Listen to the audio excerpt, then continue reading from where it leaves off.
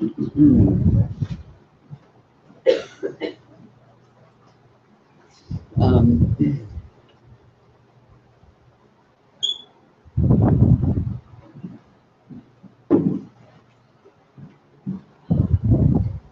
we do an experiment? How about that? Yeah.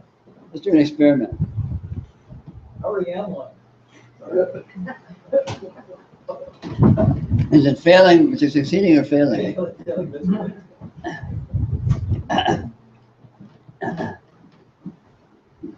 Okay. Here this is. What is it that's here? Let's take an inventory.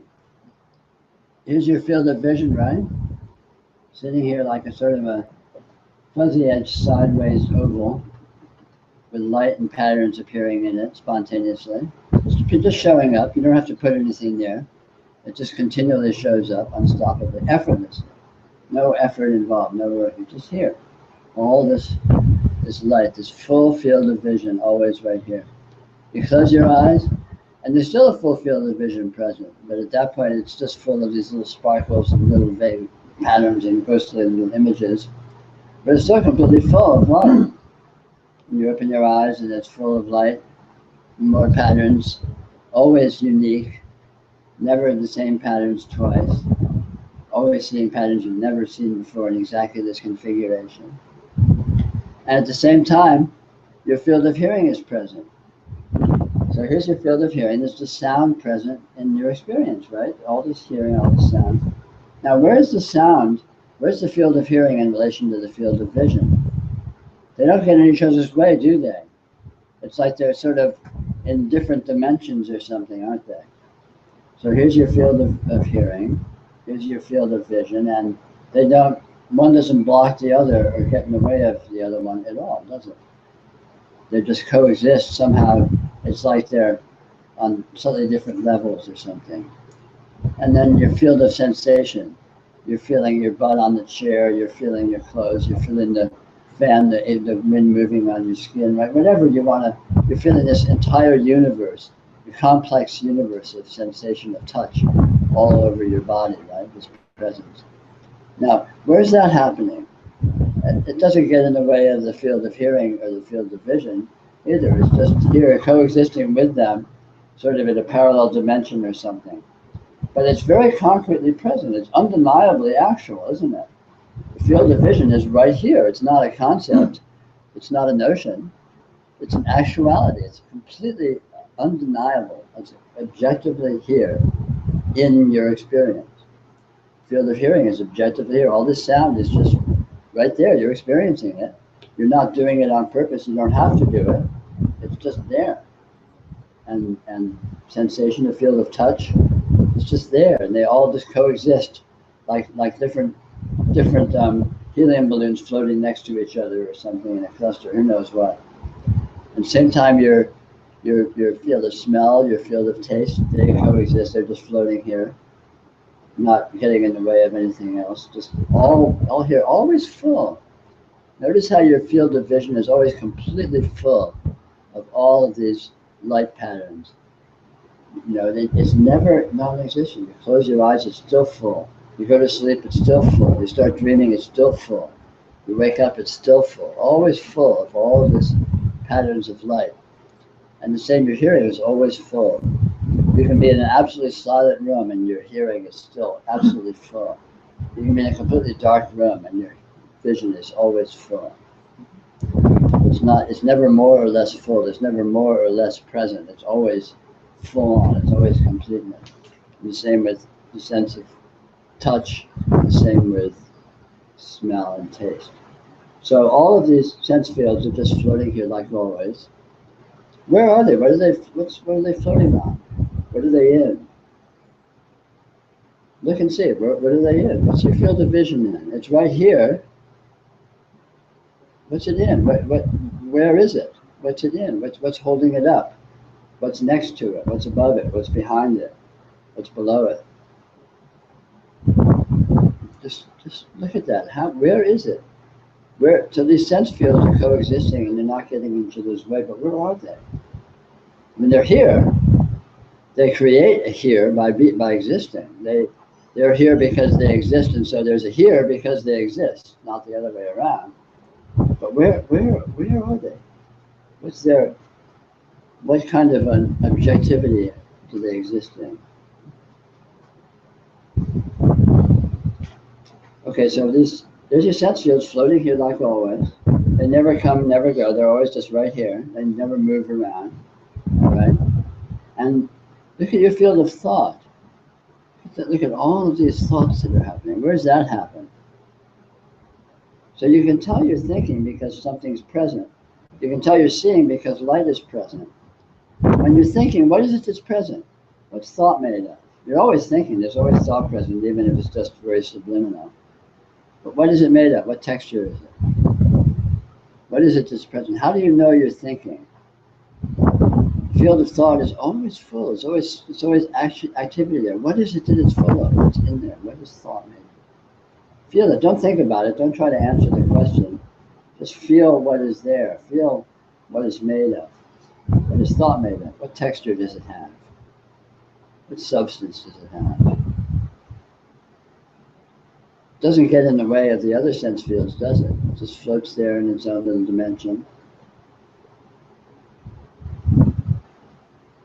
It's very subtle, isn't it? It's very relatively insubstantial, like the northern lights or something. Who knows what? You can't say what it's like, but there it is. And just notice that it's really there. You can tell you're thinking because something is present. What we call thought is present. It's showing up. You're not putting it there. If you don't put it there, it shows up anyway, just like the light in your field of vision. You don't need to put it there. You can't stop it. It's always there. It just shows up spontaneously, right? Likewise, the thought just shows up. So just feel this, the presence of all these different dimensions. Notice how they each exist in their own dimension. Vision is just vision. It doesn't impinge upon sound the tiniest bit. Sound doesn't impinge upon vision. Neither impinges upon touch. None of them impinge upon thought. They all just coexist. It's like they're ships passing in the night or something. They're just parallel dimensions that are full of event that don't really have anything to do with each other except they all coexist. And the constant's always just right here. They don't come or go. Right? I mean, notice this. Notice, I'm not telling you how it is. I'm inviting you to look at the actuality of your own experience and look at what's actually there.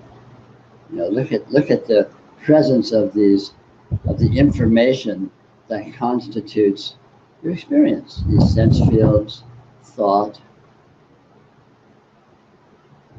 And look, is there anything else? Is there anything that's not really vision, not really sound, not really thought, not really touch, not really taste, not really smell? Maybe some subtle vibes or something that we don't even have names for as humans. Some vibes or insight or weirdness, flavors, energies, psychic, who knows what. How many textures, how many experiential textures are there that just aren't even categorizable? That sort of are outside, sort of floating in their own dimensions too, that we don't even categorize as humans. You can just feel it.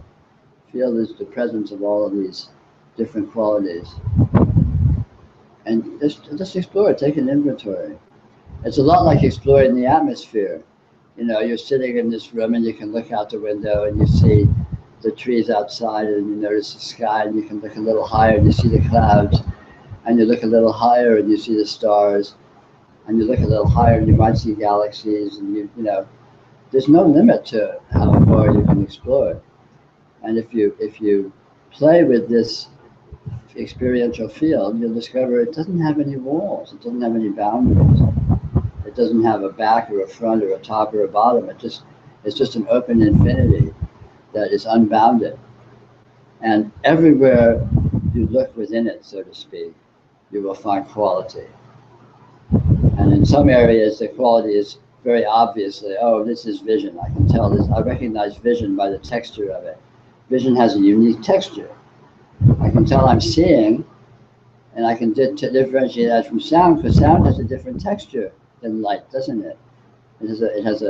Light is very, very fast or something. It's very, it's very high frequency, and then sound is a little thicker somehow. I mean, you can't say exactly what it is, but notice how instantly and automatically you can recognize the different texture of light and sound. And then touch. Touch is a whole different texture again, right? And they just coexist effortlessly, always present, spontaneously, just showing up from nowhere. Thought, always present. Thought is a really interesting texture, doesn't it? It's very subtle, it's very ephemeral, very sort of fast. You can see why in ancient mythology they symbolize it, the god Mercury, because it's very mercurial, like Mercury. It's very slippery and fluid and not very unstable somehow, very fast, very quick. And then you can look at the texture of some of these, just step outside all of that and see what's there. You won't find nothing anywhere you go. Anywhere you go in your experience, if you look, you'll find subtle textures, subtle experiential textures. And some of them are very, very strange, very weird. And some of them don't fall in the categories of any of our sense fields. But there's no limit to where you can go. And there's nothing else present than all of these experiential fields in the bubble of your experience. You're there. You're in your experiential field, aren't you? Is there anyone else there? Who's seeing your experience? How many people are seeing your experience right now?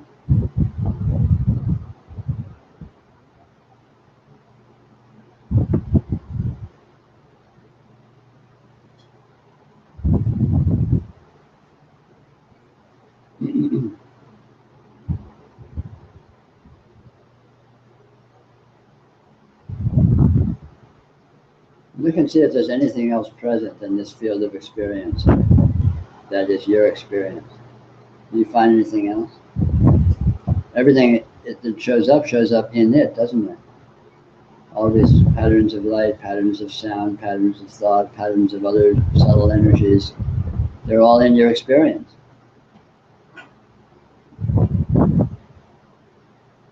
And what's your experience in? Is your experience in anything? Or is everything in it?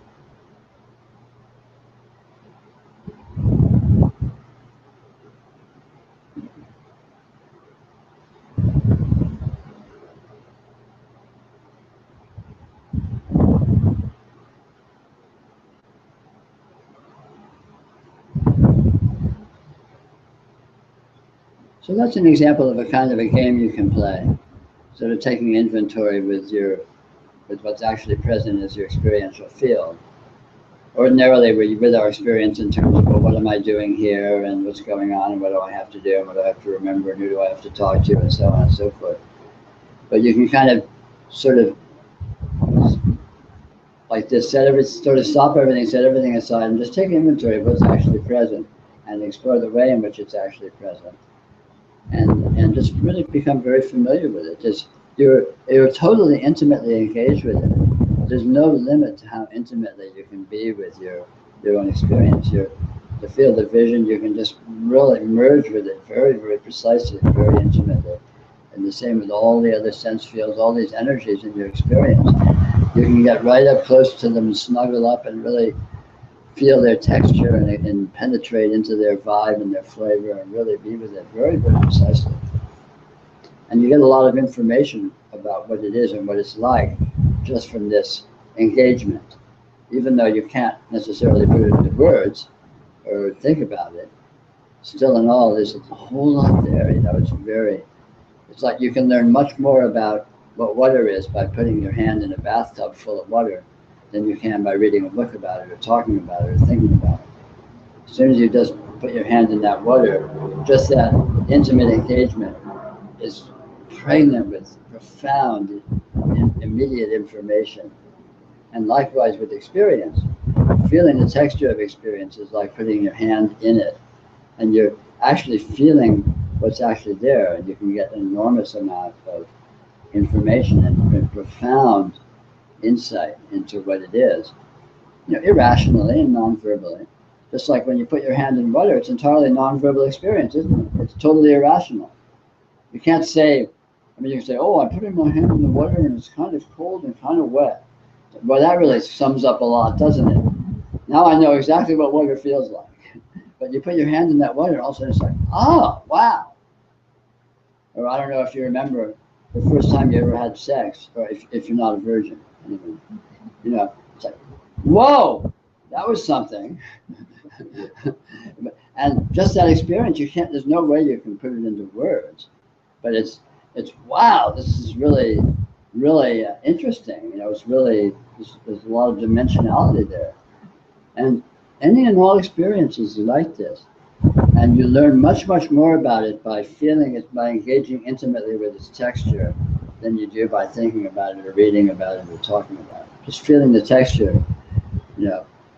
being with it irrationally, being with it non-verbally, is much, much more information dense. And that's the very nature of this yoga. That's the very nature of this investigation.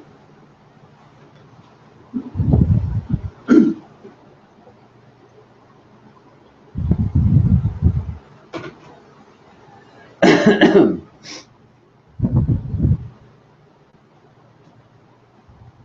really like that phrase, intimate engagement. Sure. It just feels real. Well, look and see.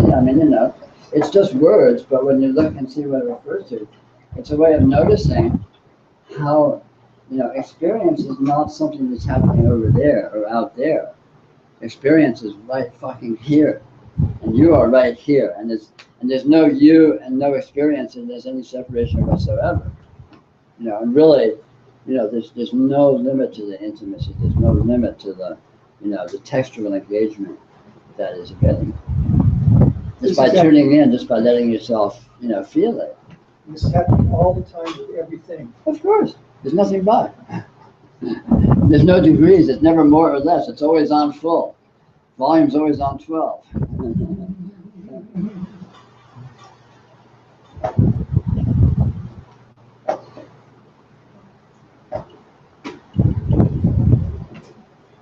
So, in the work I do, one of the things that I work with takes very low light levels and forms an image out of it. And it does it by averaging what looks like dots. Mm-hmm. And if you average it over enough time, it shows structure and all this. Yeah. And that's kind of what the human mechanism, if you want to call it that, does. Sure. Yeah. And bypassing that seems is what this is about. Not just really depending on the mechanism. Yeah, going to the raw data. You're going to the dots. And in fact, if you look at your experience very, very closely, you'll discover it's a field, an infinite field of flashes. That's all that's out here.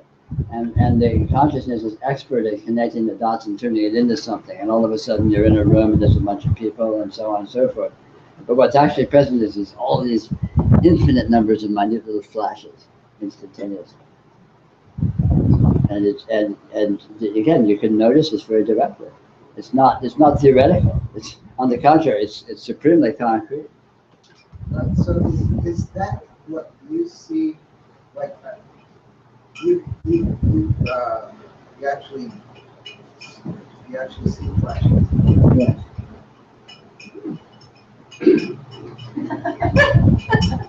So do you. You can let yourself notice it. Okay, but yeah, I don't perceive them. Well, you are perceiving them, but you may not be used to letting yourself notice it because you may be going to a higher order, a higher level of compositing it with your consciousness. Because consciousness is with it on all different sorts of levels simultaneously. It's with the raw data, and it also is spontaneously assembling, like connecting the dots. Yeah. I'm using my mechanism, that is my training, Yeah. that this is this and this is that. And it's spontaneous, it's effortless, it's intrinsic in you to do that. It's hardwired in your central nervous system and so on, or whatever, right? As well as a software training in terms of your indoctrination and your education and, you know, learning language and so on and so forth. So that whole gestalt of functionality enables you to be with the raw information of all these neurons firing these little flashes of energy and composite into all of these much higher order sort of structures and circumstances that you then you know, assemble as hypothetical abstracts that you then use as models for engagement. So I did all these flashes. I turn these flashes into a room with people, and then and it turns into, oh, there's a conversation happening, and oh, people are saying things, and I'm saying things, and so this whole sort of higher order way of looking at those flashes emerges. But even when that emerges, it doesn't cancel out or negate the flashes. Flashes are here too. It's just that those composites of assemblage, of abstracting it into basically simpler wholes, simpler sort of sets, grouping it into sets, coexist with the flashes. And all these different levels coexist at the same time. Although typically, like we were talking about earlier with conscious and unconscious mind, most people are used to only focusing on a higher level of abstraction, where they're only seeing certain objects in certain situations, and they're not letting themselves notice the raw data, not letting themselves notice the actual flashes of experience. And then sometimes if they get hit on the head or they take a strong psychedelic drug or something, then they've noticed all these flashes. And, whoa, wow, cool, man. You know. But in actual fact, that level of perception is always available, and it's easy to train oneself to tune into it if one is inclined to take the time to do so.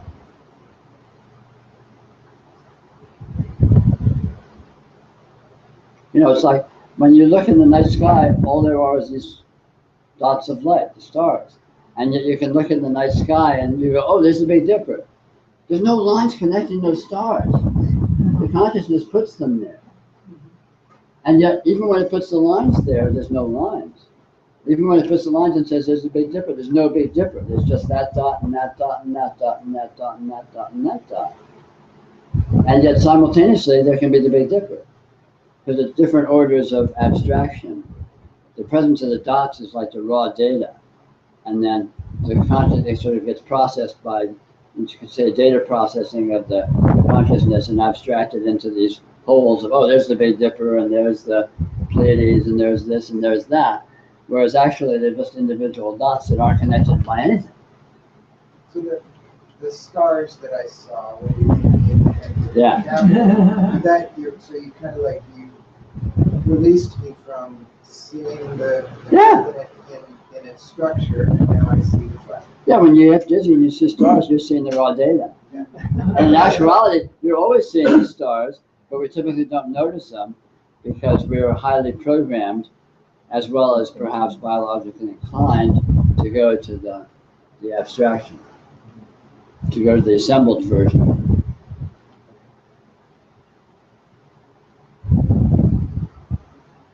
But it's important to remember that all of these modes of being with experience coexist, and one mode doesn't actually cancel out the other. So even when you're with your experience in terms of a really high order of abstraction and narration, the raw data is also present. All modes are present simultaneously. They don't cancel each other out. There's no mutual exclusivity, which is why the yoga is actually very easy once you notice this, because it's very easy to sort of change focus. It's like changing the dial on the radio or something. Back in the days when radios had dial, I don't know if they still do. These days it's probably, you hit a different URL on your computer or whatever. But, it's very simple to go from, oh, I'm in a room full of people, to, oh, I'm in an infinite field of light. And they're just two different ways of describing exactly the same event. And in actual fact, I'm experiencing both of them simultaneously. And they don't conflict or contradict each other at all. I wanted to ask you about, I want to use I'm not using that word. All these things happen, and all these things happen in sleep and waking and dreaming. It all all I'll say is that it registers. And I don't want to say the awareness word. Because that turns it into something. But there's a registering, and I think the registering is what's consistent. Just the fact that stuff shows up, that there's recognition that daydream or sleep dream or sound. And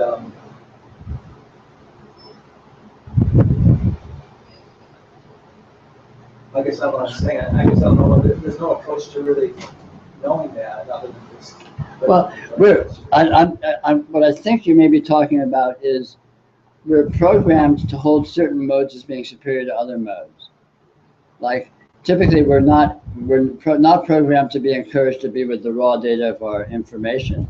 Typically, we're trained and sort of Pavlovianly ingrained and brainwashed and encouraged to go to a higher level of abstractions where you can come up with a convincing, simplistic narration of what's going on. Oh, I'm awake now. As opposed to, oh, there's a bunch of weird shit present in my experiential field. What's up with that? Which is the truth when I'm dreaming or asleep too. But oh, no, I'm awake. So I immediately go to that. And because of this sort of knee-jerk brainwashing to have that perhaps, for example, be a dominant way of being with it, it requires a sort of a deliberate retraining or an accidental retraining to notice that that's actually only an arbitrary mode of being with it, and there's other modes available that are in actual fact just as objectively true, and there's no hierarchy where my trained mode is preferential, if you follow me. Yeah, I think also it's a relationship or lack thereof. That it's not me tuning into the spot. It's thoughts. It's just the thoughts.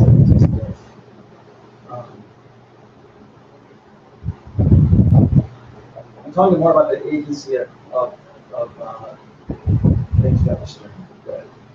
That things are known. That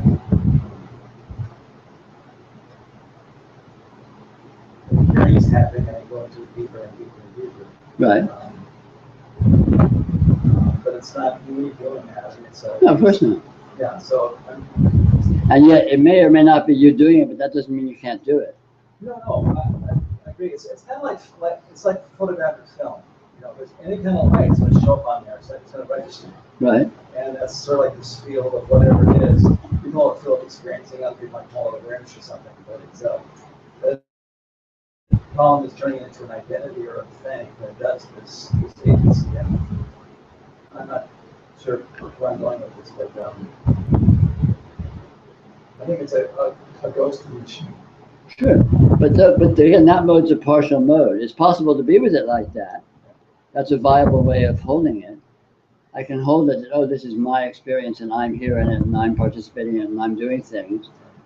Or I can just sort of be with it and like, wah! And I have no clue whether it's a me or a doing or what. And those are just alternate modes of being with the same thing. And they're both viable to the extent they are. One takes you though. I mean, it's like a dream. Like a dream happens. If you don't direct it, it happens.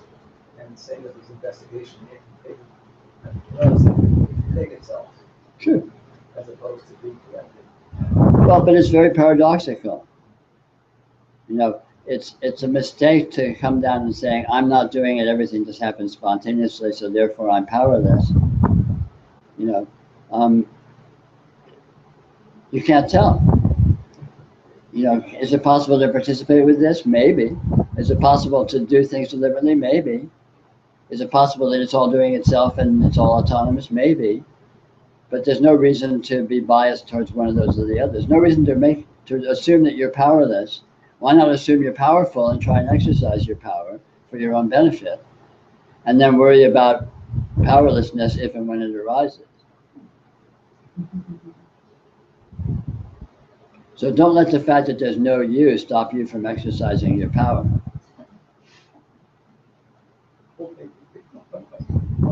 Because again, whether there's a you or not a you is not mutually exclusive conditions.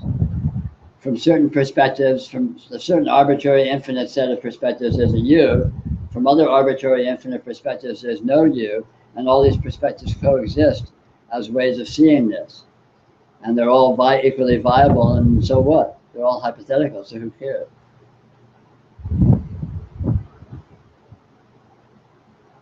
I mean, Buddhism, there's no self, there's no you. Spirituality is the discovery of complete ego loss.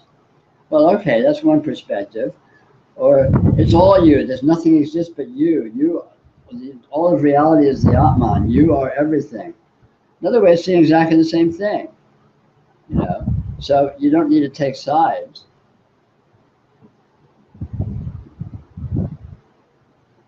Whatever's doing all this is what you are. So in a profound sense, you're doing all this, so you're all powerful.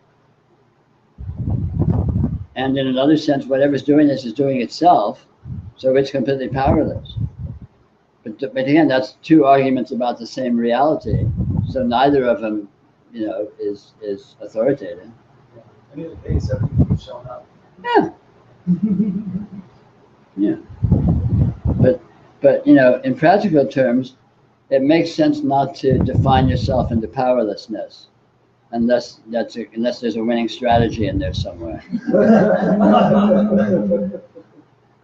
But I recommend erring on the side of defining yourself into power. It may turn out to be more useful, or not. It's all an experiment. There's no rules, so you can try anything.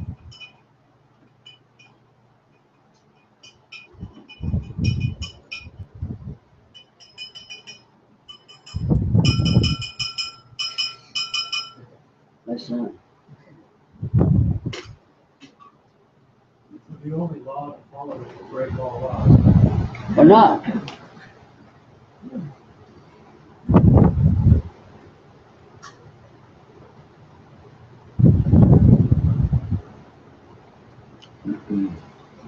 Follow them as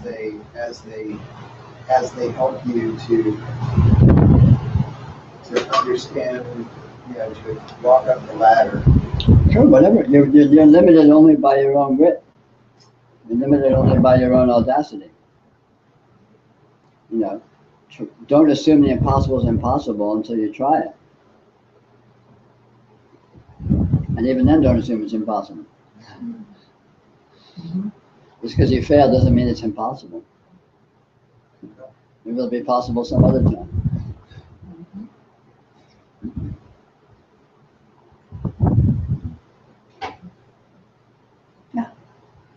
What I find liberating these days is that it's not in any particular, nothing is in any particular way. Yes. It's not, that's where it's at. Yes. It's open-ended. But the moment you stop at something, even if it's really spiritual and open-ended, it's back into the same stuff. Yes. It's just like, Yeah. All irons are always in the fire. Or not. So the unchanging is a constant. Sure.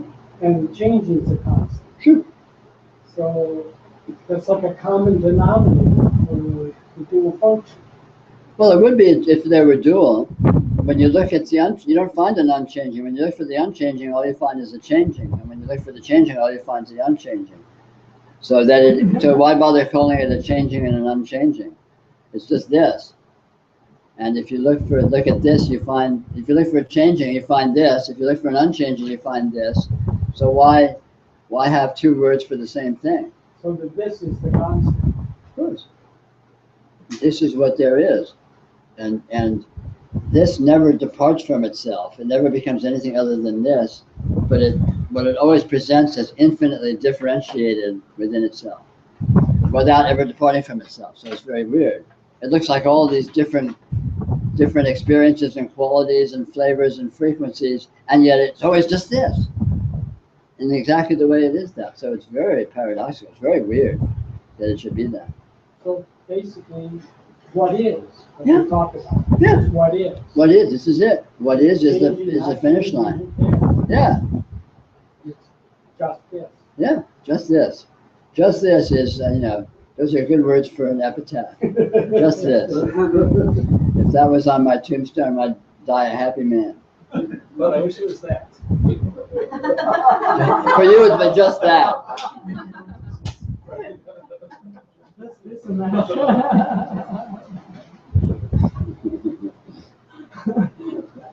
Yeah, nice.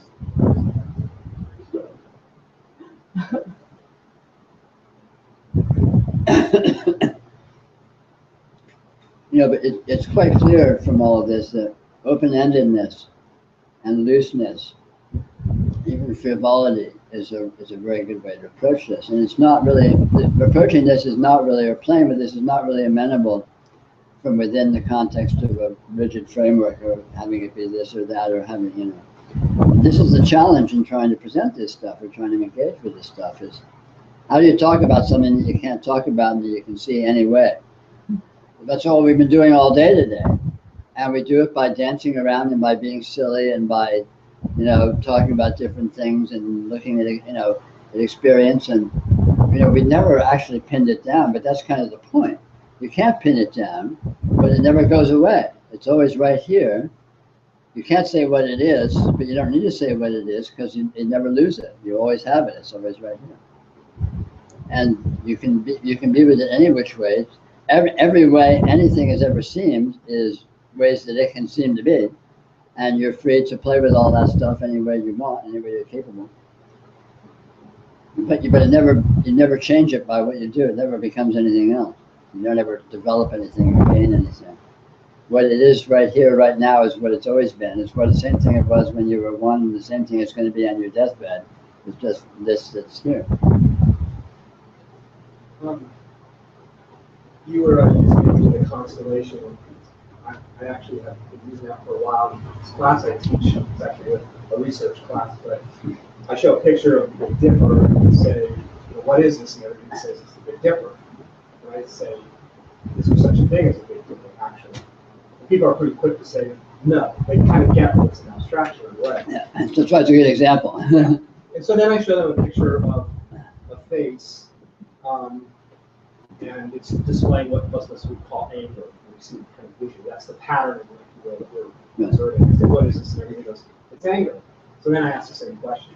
Is anger in And so my question for you is, that I'm just exploring also in my own inquiry, is in the case of the Big Dipper, the apparent patterning that repeats enough that we've given it a name and all the other constellations. We would say language is indicative but not definitive. Well, in the case of constellations, I would say it's not really indicative of anything in particular. It's purely it's a pure abstraction somehow, the Big Dipper. There's not anything actually there. Whereas in the case of the patterning of the experiencing that I give the label of anxiety to, or fear, or happiness, I'm not sure if in other words, somehow come up, like, is it indicative of something? And if so, what is it indicative of? They're one and the same.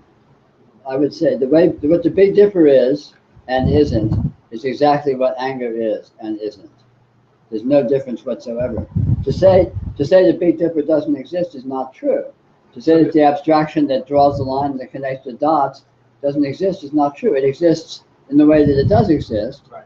As a mode of intelligent analysis and abstraction, and perspective and organization, by perceptive mechanism from the perspective of the earth, and so on and so forth.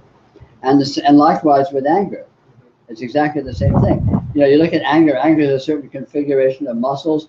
It's also certain, hormones in the blood released and certain biochemical reactions and certain, certain energies in the aura. I mean, God knows what it is, right? You can't get to the end of the phenomena, and the phenomena at no point comes together into a coherent whole any more than the Big Dipper does.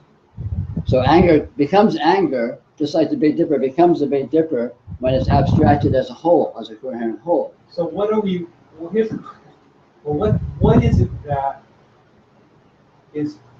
What's the tangibility that's that is experienced Yeah. such that we give it a name.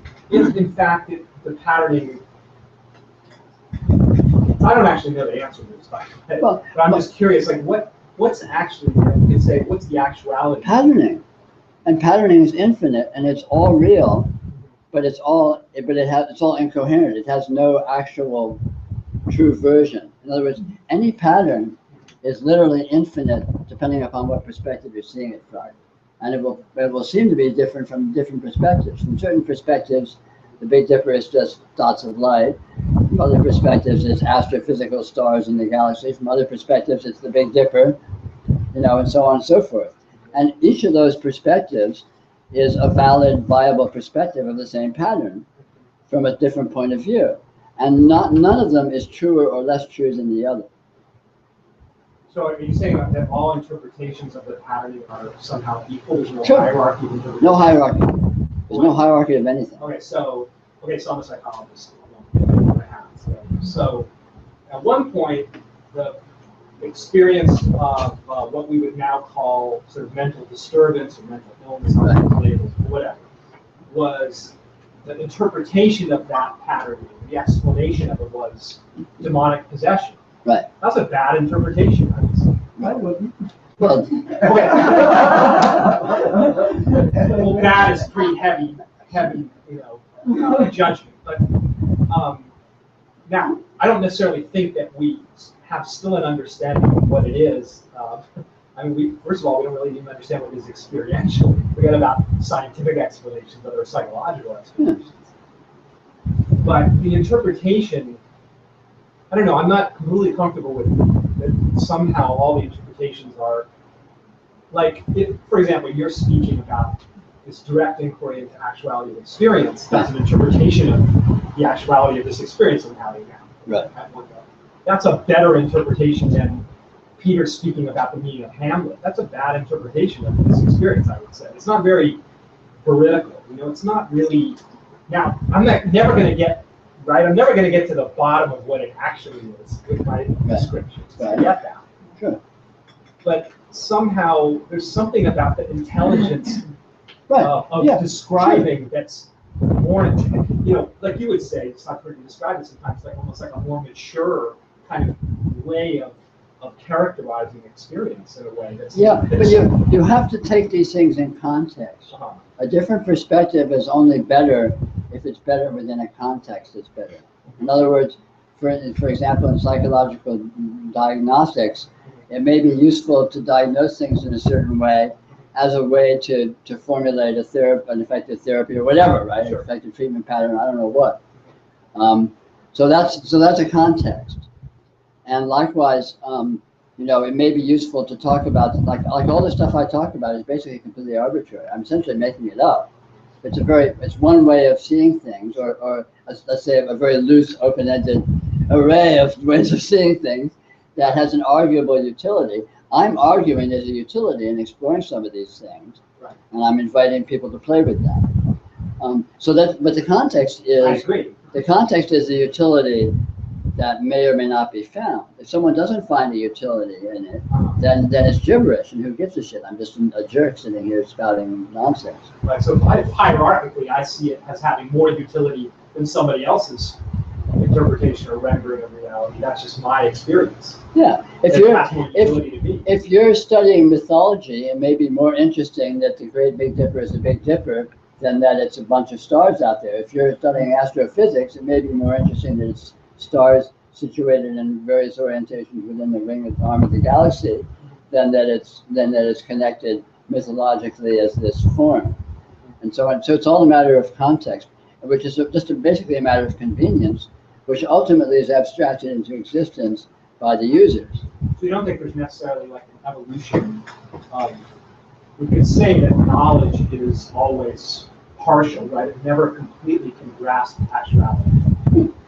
But is there if we look back and say somehow there's some evolution of knowledge in the sense of our understanding about it? You don't think the Earth is flat, you're talking from a human perspective. From a human perspective, right. There may be all kinds of evolution. But the perspective I'm suggesting is a non-human perspective. I'm suggesting the perspective of the inherent intelligence, which is like the machine language of experiencing.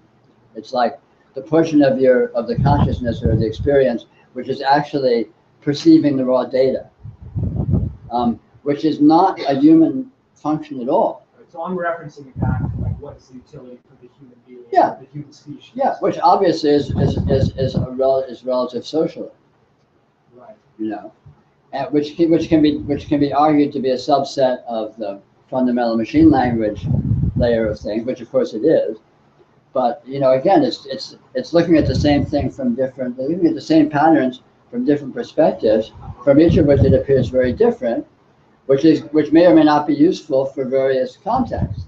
Right. So at a certain level, I'm maybe without completely realizing it, privileging that kind of human context. You may be, but yet that's fine. There's nothing wrong with that. Right, right.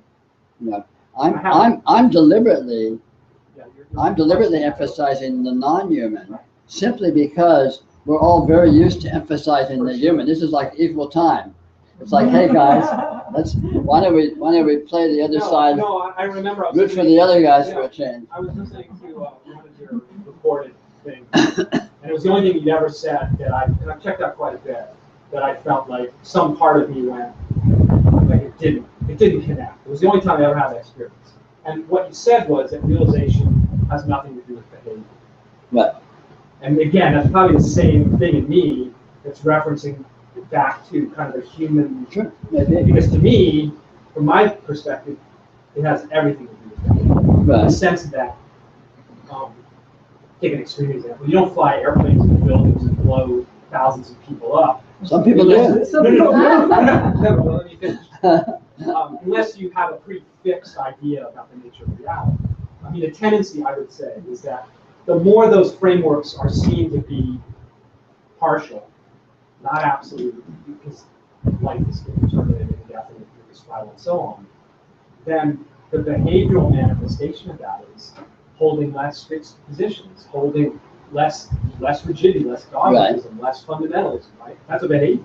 To me, that's like the natural implication. No, I hear you. No, of course it does. And it's a very interesting situation. But what I find is, in practice, in my experience with realization, such as it is, realization takes one beyond all patterning in a certain sense. And yet once one is beyond all patterning, there's no bias against patterning. Because patterning itself is seen to be the unpatterned and is in no way contrary to it. And the nature of the unpatterned is it tends to show up as patterning. Again, this is all very paradoxical and nonlinear, and that it seems to be that way is inexplicable. Right. So it adopts positions and frameworks. In my experience, realized people don't turn into plain vanilla. In my experience, realized people, you know, and I know a few people that I recognize as being fully realized. They're in fact very much somebody in terms of their stances, in terms of their orientation, let's say. Yeah. It may be, I would say, by and large, it's what the most objective observers might say it was a rather broad orientation and a rather, you know, big perspective. But nonetheless, they are somebody. So it, you know, I think it's subtle and it's complex.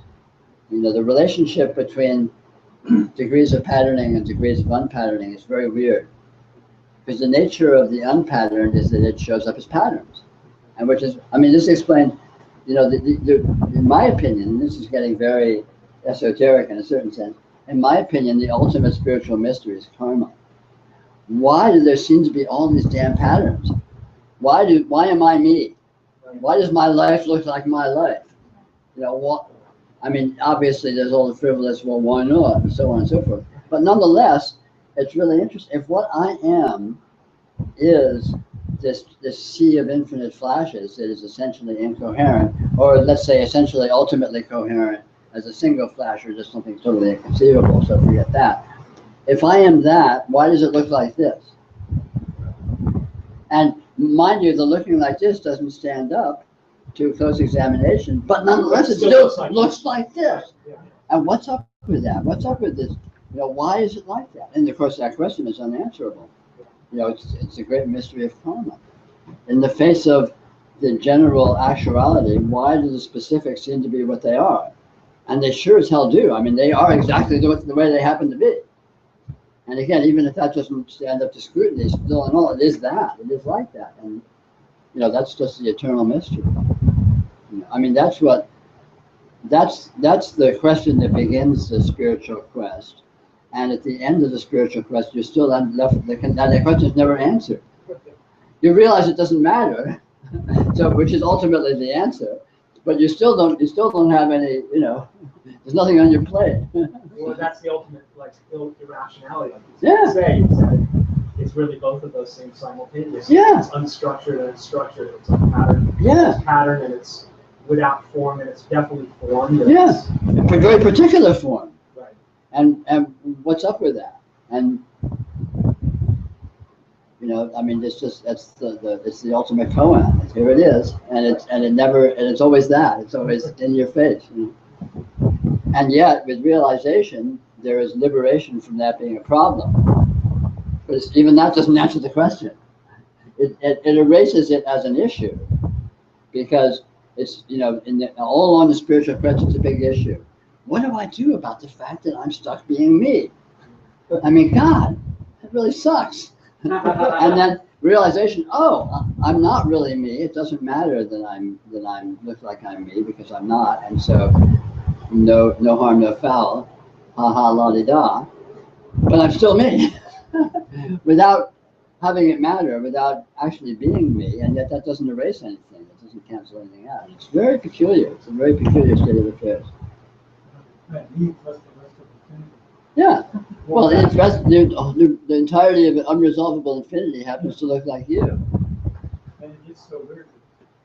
There's no way to think about it. No, it's nothing. It's just like ultimately it's will of God. That's what God does. God decided to look like me without ever stopping being God. And okay, hey, it's business, right? What it does. That's its idea of a good time. Who am I to?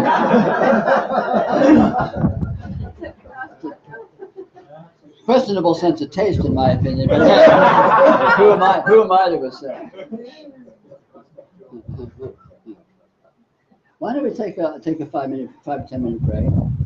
Stretch our legs and get some water or whatever.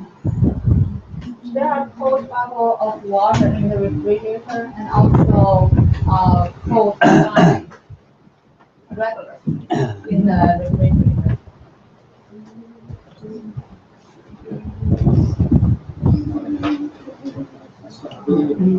Slice of the screen and draw the galaxy.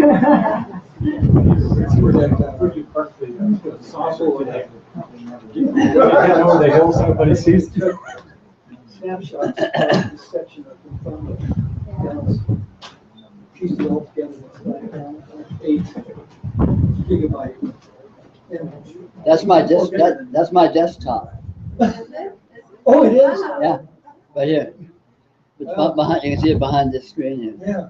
Oh, that's on your website? No, Yeah. it's my desktop on my Yeah, computer. they said there was 4 trillion stars in that slice, not just in the Andromeda galaxy. Right. Yeah. And so this guy, in order for you not to have to go through that 8 gigabyte picture, right? Computer. He did it as a movie. So he used beautiful music and takes you through with a slice. Wow. And I think I am that, I am that. Just, So beautiful. I guess you heard what I had happened some other when beautiful music and I thought watching this when then documentary I on went to Timothy Leary, toward the end of his life. I guess you heard Oh about yeah, that movie that was out. Yeah, I don't know if you saw it. No. The last thing on his deathbed, just as he was going on, he So said, overwhelming. "Why?" And then just the very last issue, he goes, "Why not?" And then he was gone. And somebody makes a guess. So there you go. Why not? How many stars in the universe? So some, it's 700 billion trillions. But that's the universe has a limit. But it's still it's also intelligence. Yeah. Found this way to describe aspects of its own. Every now and then when I want to. What else? I was What else? to go to Japan, and it turned out to be mostly. How did I find out? One of my I got two alternate websites. Doing something there, and people found it. So, yeah, it's YouTube. Yeah, what is it? Andromeda gigabyte or something. Oh, over on Venice? Yeah, just up the park. Yes. Yeah. Same size. I can't pay for it. Yeah. I took it, I know where it is. Took a break. That helps. I remember when. Can it just show the Andromeda, or do you have to keep that image? I have, well, it's broadcasting now. I can probably move it over the side. There's another one behind it. Yeah. You can minimize it. Anyway. Yeah.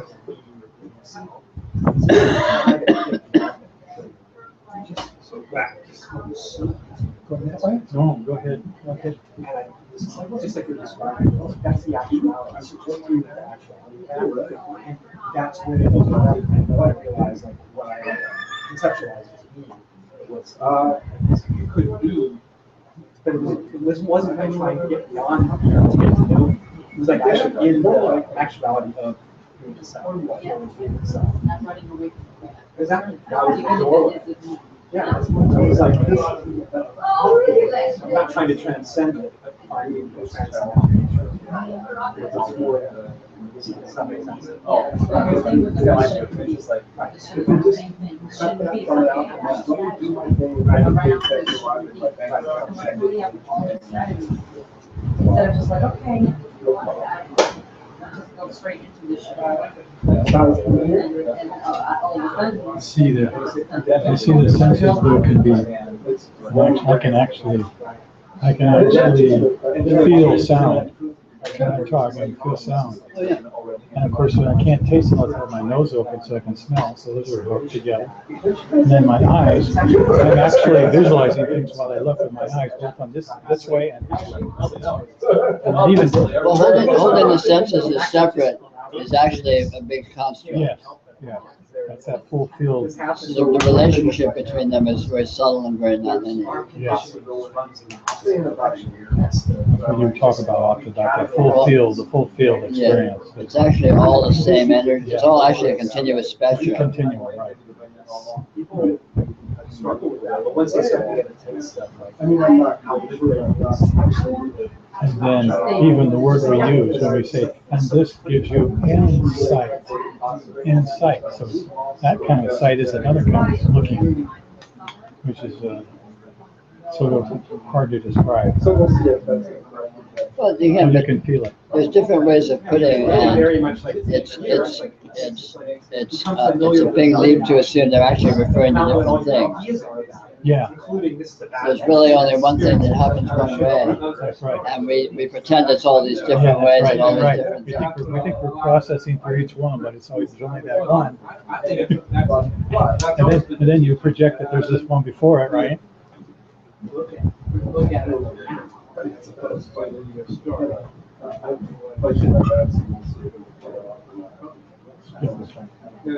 Yeah, I mean, really look at it, if it's uncomfortable experience. We only experience one second. So what I Potentially. One second. Not to experience but one moment. And wants to just like.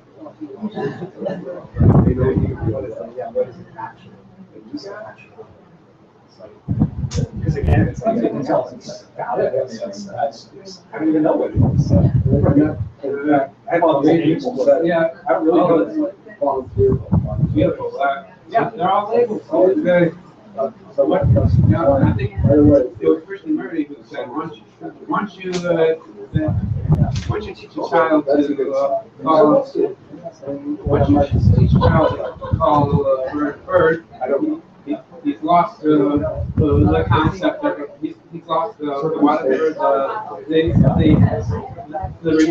I forget the word, the reality of the experience. He no longer experiences.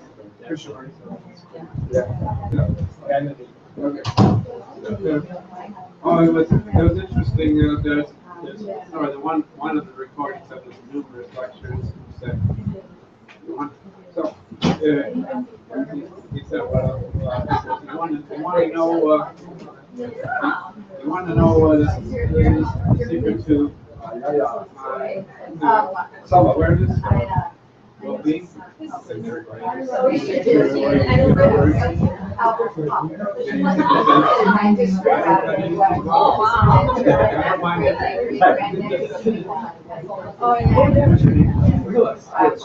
Hi, John. You say you're a teacher.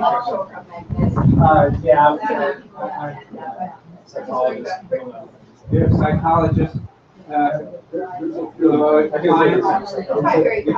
Are you working with clients? Yeah, as a teacher. Yes. Yeah. A lot of the people not here in India. I went see that. Okay. Yeah. Good to meet you too, John.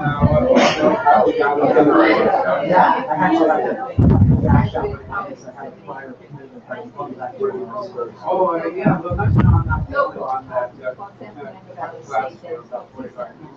Oh, yeah, yeah, you can do that with Peter Brown.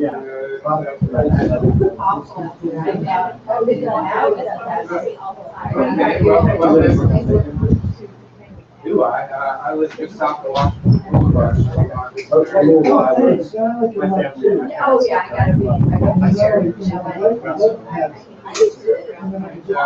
gotta be. Also, not far. Oh, hey, I got a white joke here. I'm Valley, you've heard. Hold on, so how many analysts? No, he's just fine, and Ted was fine, down on him.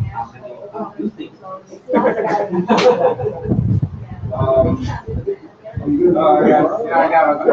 got a dozen. I'll let you get to your.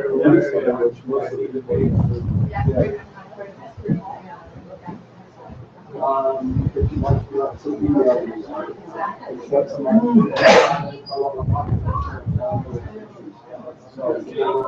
Someone comes to town, check various resources. Yeah.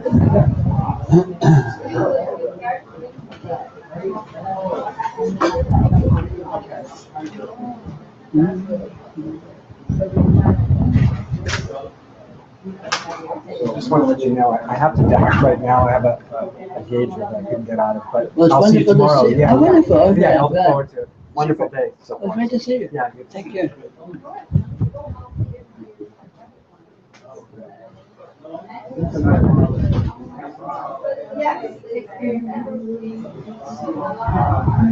I don't feel so bad to keep that. I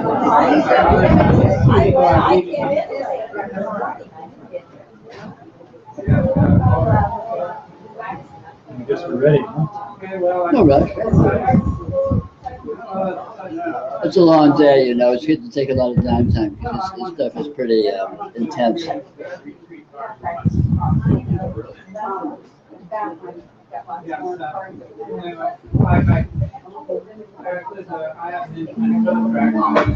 So now it's cried out.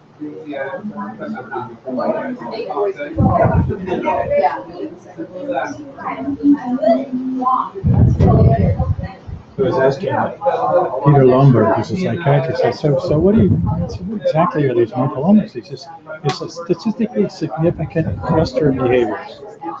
That's all, and they give it a label. Good. And it's a snapshot. So it's so very, very inaccurate when you think about it. Well, it's inevitable. You can imagine if if human culture continues more or less continuously, imagine in 1,000 years what psychologists are looking at as being. They'll look back on the current theory the same way we look at demonic possession. They'll say, boy, these people, they're pathetic. They thought it was this, that, and the other, but in 1,000 years they'll be working with subtle energy imbalances in the aura or something. Who knows what they'll be doing? But it'd be like, God, can you imagine back in those days, people thought it was this. Thought it was the chemistry of their brains, and they were giving them drugs. Can you imagine? Hey, I already experienced that with people I work with. I clear entities out and stuff that is diagnosable in the psychiatric group goes away. Yeah, there you go. So I usually do that. So yeah, you can call it whatever you want to call it, but it's. It's just an opinion. All right, back to the salt mines. Back to the grind. Oh, those chocolate almonds have salt in them. Chocolate almonds with salt. Yeah. Would you like one? I'm okay for now, thanks.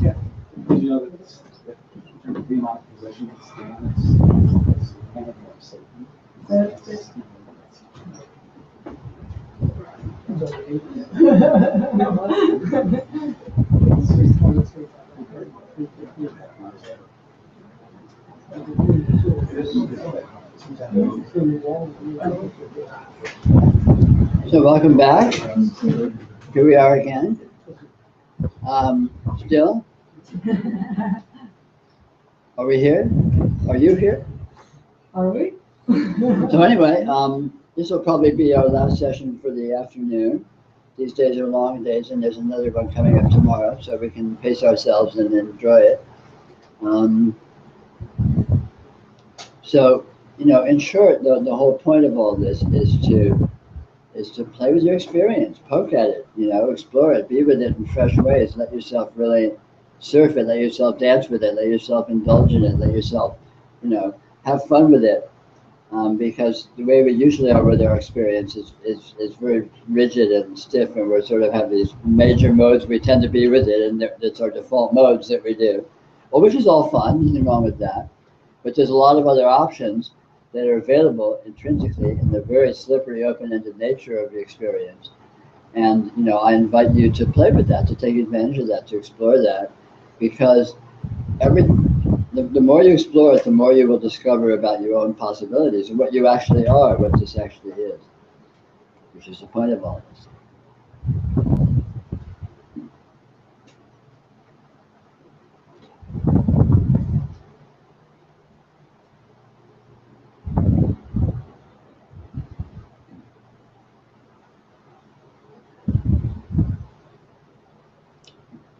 This is probably not a very fruitful discussion, but I'll go ahead and start it. So why are you starting it? Oh, because I just hate silence.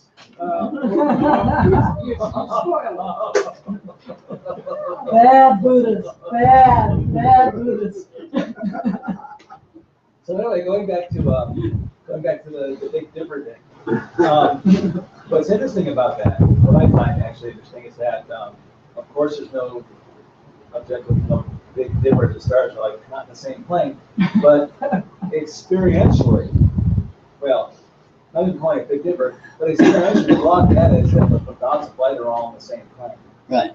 So I have to go into my daydream of science to realize that, from another perspective, they're not on the same plane. That's actually fantasy, according to first-person experience right there. So it's sort of strange that, it's real that they're not in the same plane, but no, from here they are. True. There's many different perspectives that coexist, and each perspective may be contradictory of other perspectives, but each perspective is valid from within its perspective. And all these perspectives coexist, and there's no hierarchy of perspectives. In a certain perspective, the stars aren't even in the same plane and are distributed throughout the galactic spiral in very different ways.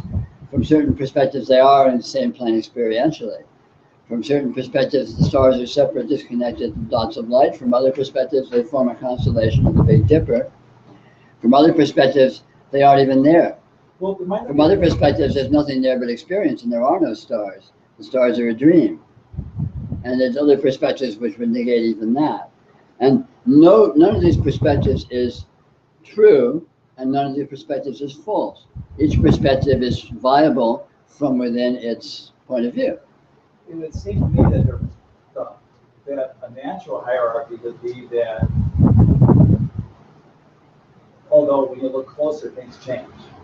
But from my universe, where I'm sitting, that is the most true perspective there is. Now again, Which of that is the most true perspective? which would be a stripped down version of dots of light in the same plane. Right. However, now I could say if I went deeper into experiences, but I'm still saying experientially. That's getting away from the imagination realms. So I would put a hierarchy on. But imagination is experience. Well, yeah.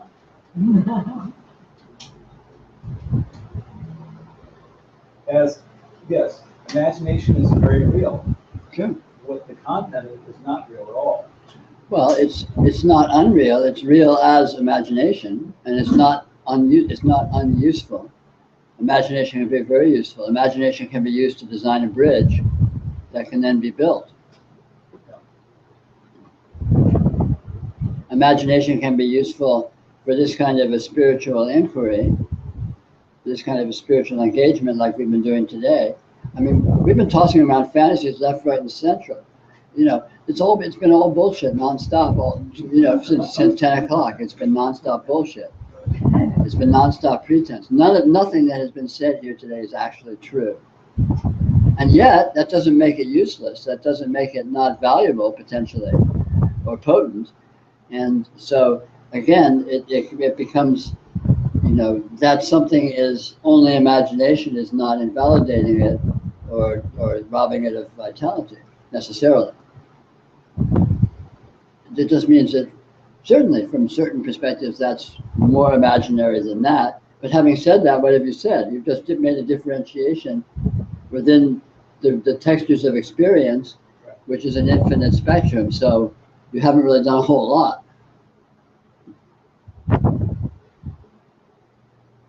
When everything is made of ultimate mystery, differentiating between what's more concrete and what's less concrete is a kind of a moot point.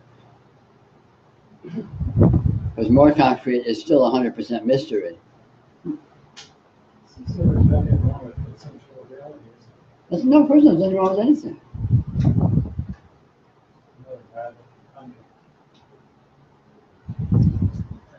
So the more points of view you have, the less you're robbing yourself of vitality. Because Sure, absolutely. By fixing here, Absolutely. yeah, you won't have a lot of things to do. A wise being avails themselves of any convenient point of view or any convenient range of points of view at their convenience. Yeah. If you're driving a car, you want that point of view. To Sure. Stop at the stop Right. sign. And if you were getting in an accident, it was their fault. You want that point of view. And so on and so forth. So any of the fixation is, Yeah. it's a prejudicial point of view that you can argue about. Yeah. I mean, you're just limiting yourself by even Exactly. bothering to argue. Why limit yourself? Yeah. So it's a matter of practicality, a matter of convenience. So you're free to adopt any point of view or range of points of view that are convenient, even if they're mutually exclusive or contradictory, because who cares? Yeah. The more you got, the more range That's you right. have That's in right. living life. That's right. Exactly so. That's intelligent engagement. Yes, indeed.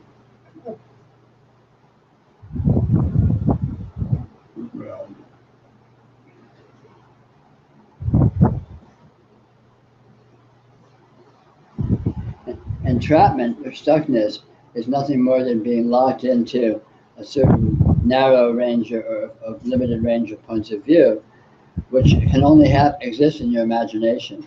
In actual fact, any and all points of view are arbitrary and available. And so, again, it's wise functioning to open your options and let yourself, use whatever's convenient. But it also may be a gift of God to be able to open your options. some Sure. people would never come to, Maybe so, yeah, see, but that's the point of view too, that you can use or not. yeah, that's right, you could use that. Or, But the ultimate pragmatic argument is don't use your freedom of points of view to limit your access to points of view.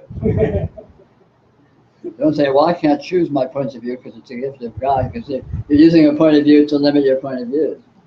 Say, well, that's just a point of view. Maybe I can't. Anyway, I'll invoke the devil. He'll give me permission, even if God isn't. Right, whatever, right? yeah.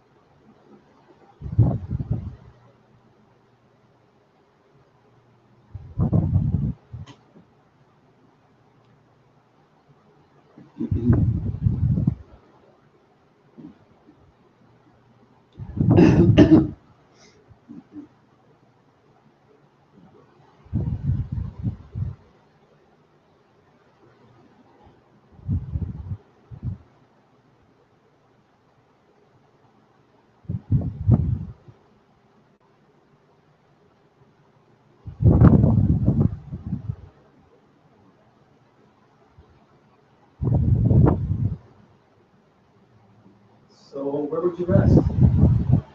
Or there is no place to rest. Is there where?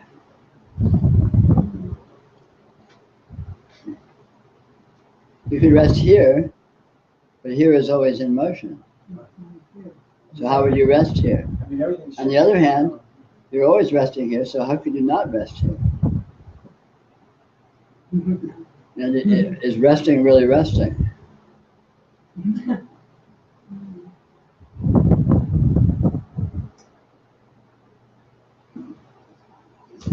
Just the concept that this is a still object, that the concept of the body can sit here and let the mind go quiet, go dark. That can happen. Like what you described can seem to happen. There's other ways for the same thing to happen, described in different ways. You know, and there's other ways for things that are describable in very different ways to happen. It's all, you know, it's all good.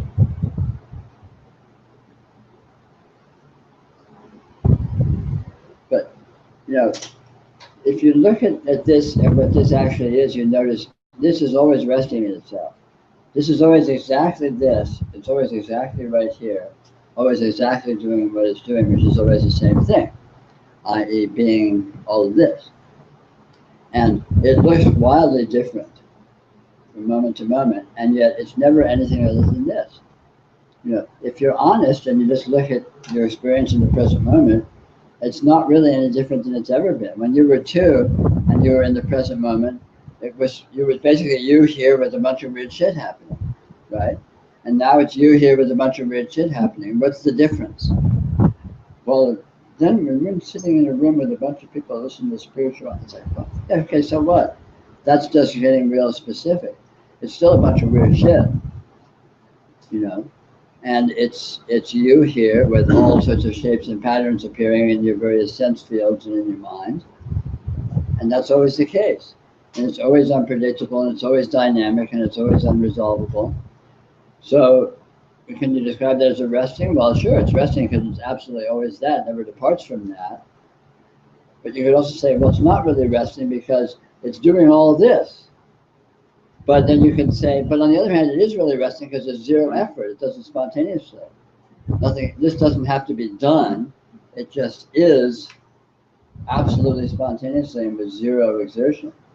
I mean, all of reality is happening with zero effort. No one and nothing is doing anything, and yet all of this is being done, to the extent anything's being done. And then you look more closely at your experience in the present moment, and the present moment has absolutely no duration. So is anything really happening? It kind of looks like it's happening. But if you look at just right now, just now, how can anything happen now? It's just an instant, it's already gone. It looks like, oh, but that's turned into now, looks different, but it's still now. It's still right here. It's still a bunch of colors and sounds and thoughts and sensations and so on. I could be misinterpreting. I used to meditate a lot. And to me, it seems that meditation and meditators are trying to, it's like building a house in the sand, establishing like some sort of basic extreme concentration or a way of thinking that they can kind of count on, I guess.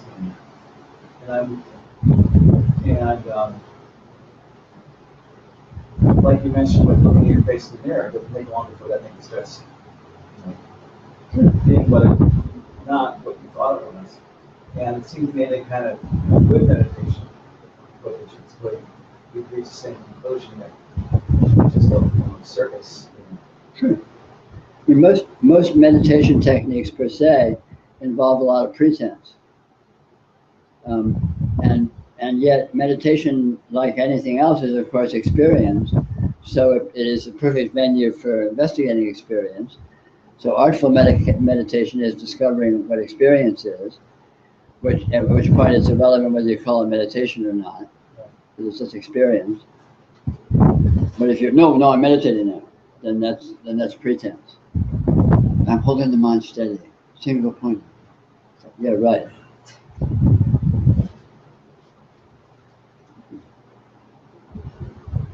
And yet, pretense is a totally viable mode of experiencing.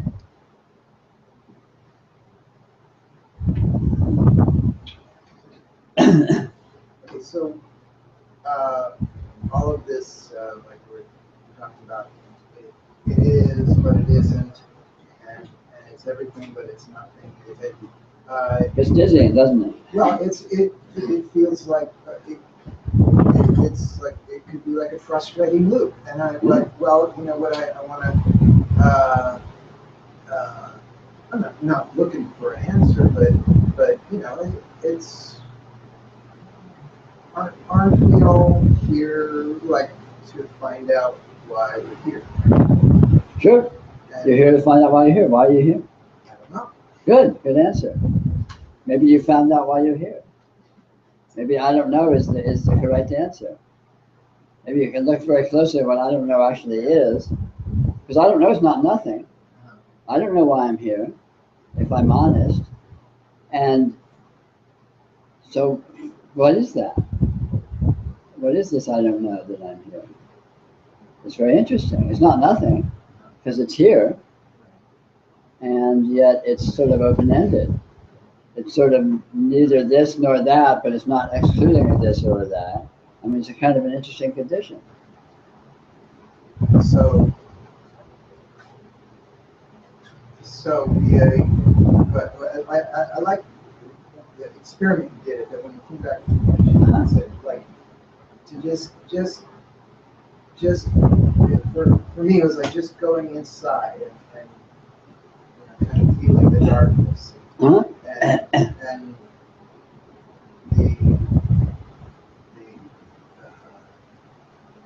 it isn't, it's like, it's really just like a vibration. 1 0 1 0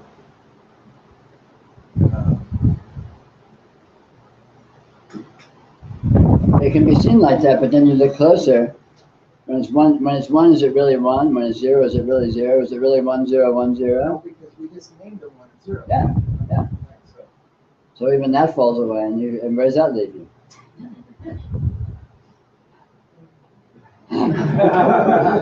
Here you are. Here we are.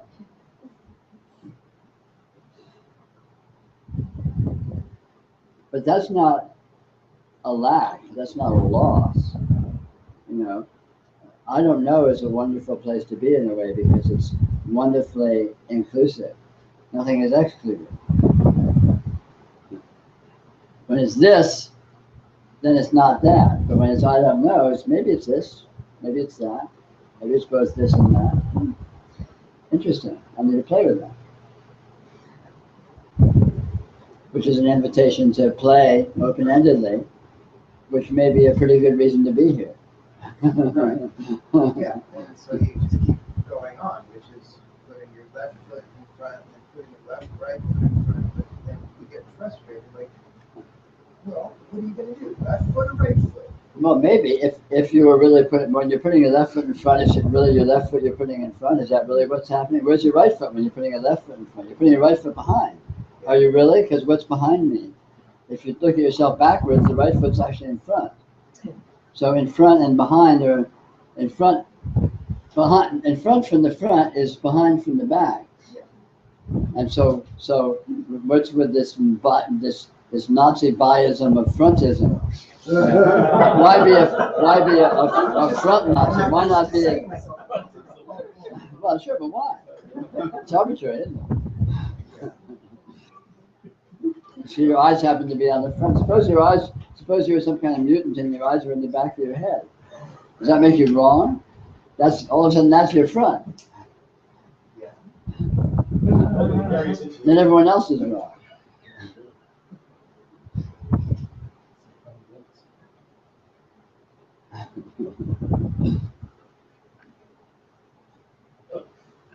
When you're talking about this kind of like you're talking about the idea and think about Congress. Sure. Those polarizations are constant. Yeah.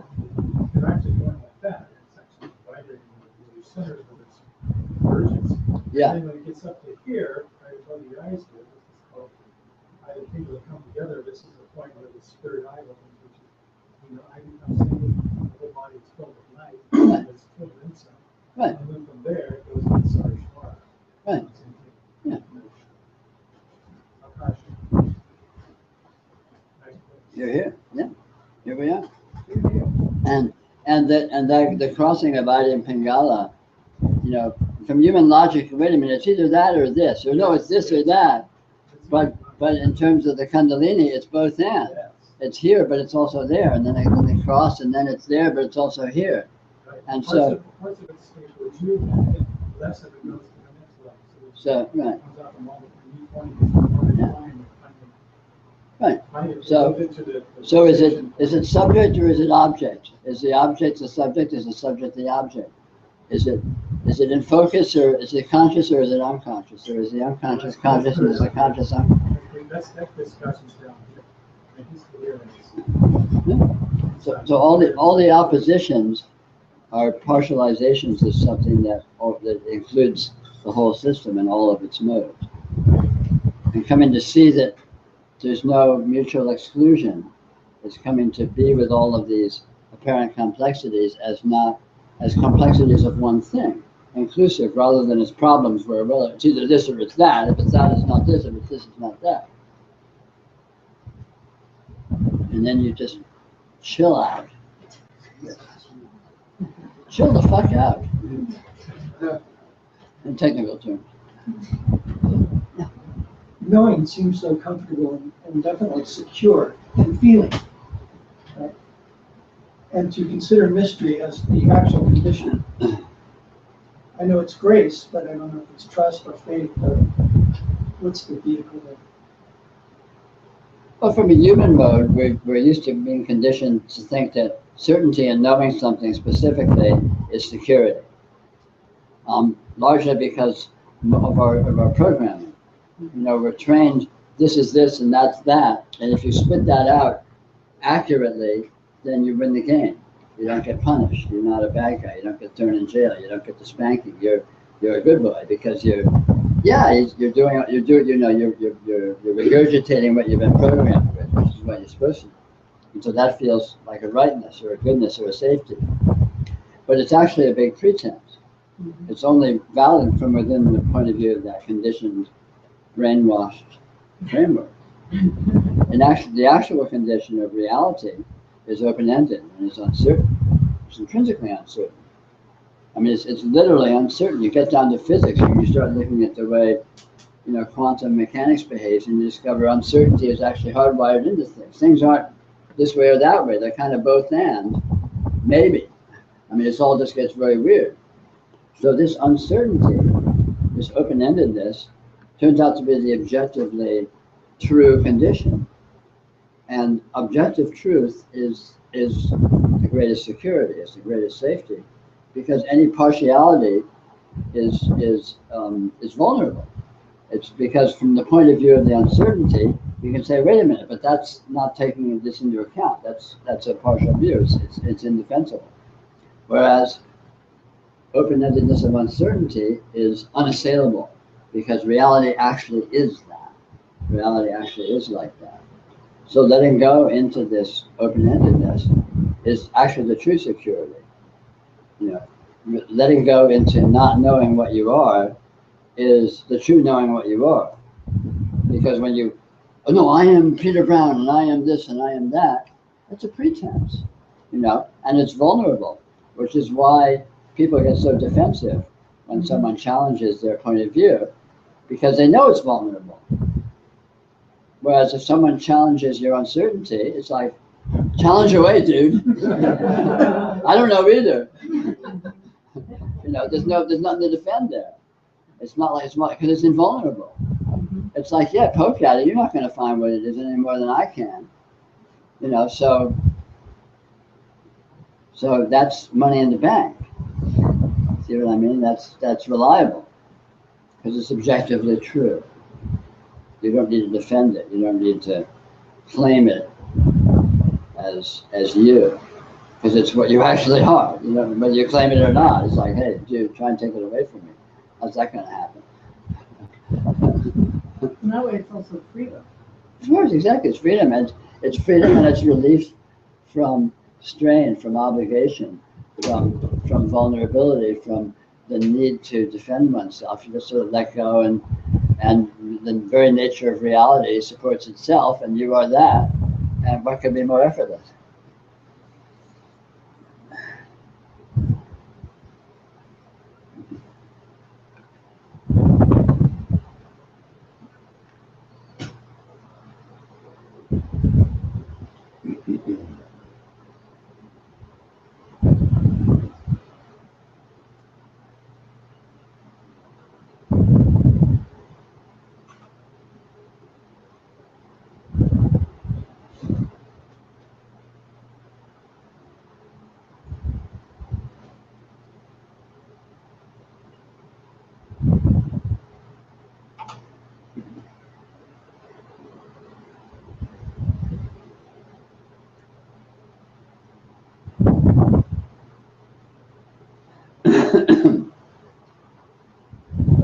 Years ago, I had seen a poster of Rajneesh, and then it says enlightenment.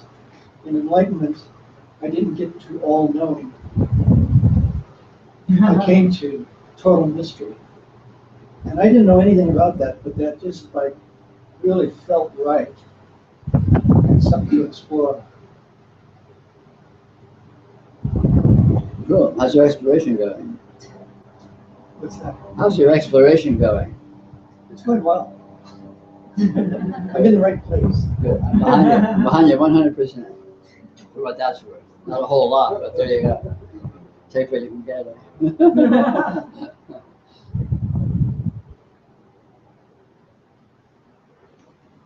This would be a definition of mystic. Resting in mystery.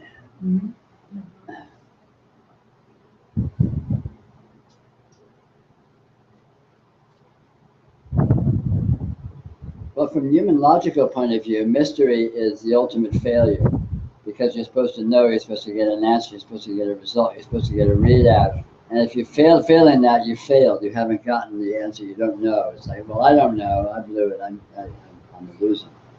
Whereas in actuality, mystery, not knowing, turns out not to be a loss, turns out not to be a lessening. On the contrary, it's a fullness, it's a positivity. Because this here, that is unresolvable precisely as being this or that, is everything. It contains everything, is doing everything, it's all powerful, it's completely full of all qualities, it effortlessly presents all qualities. So it's the ultimate fullness. So far from being a loss or a failure, on the contrary, it's the ultimate achievement, because it's the ultimate fullness, it's the ultimate completeness, even though it's complete question mark. It's a complete mystery. So it's very contrary to, again, from the point of view of human logic, mystery, so far from being a failure, is the ultimate success, because it's the ultimate completeness, the ultimate actuality.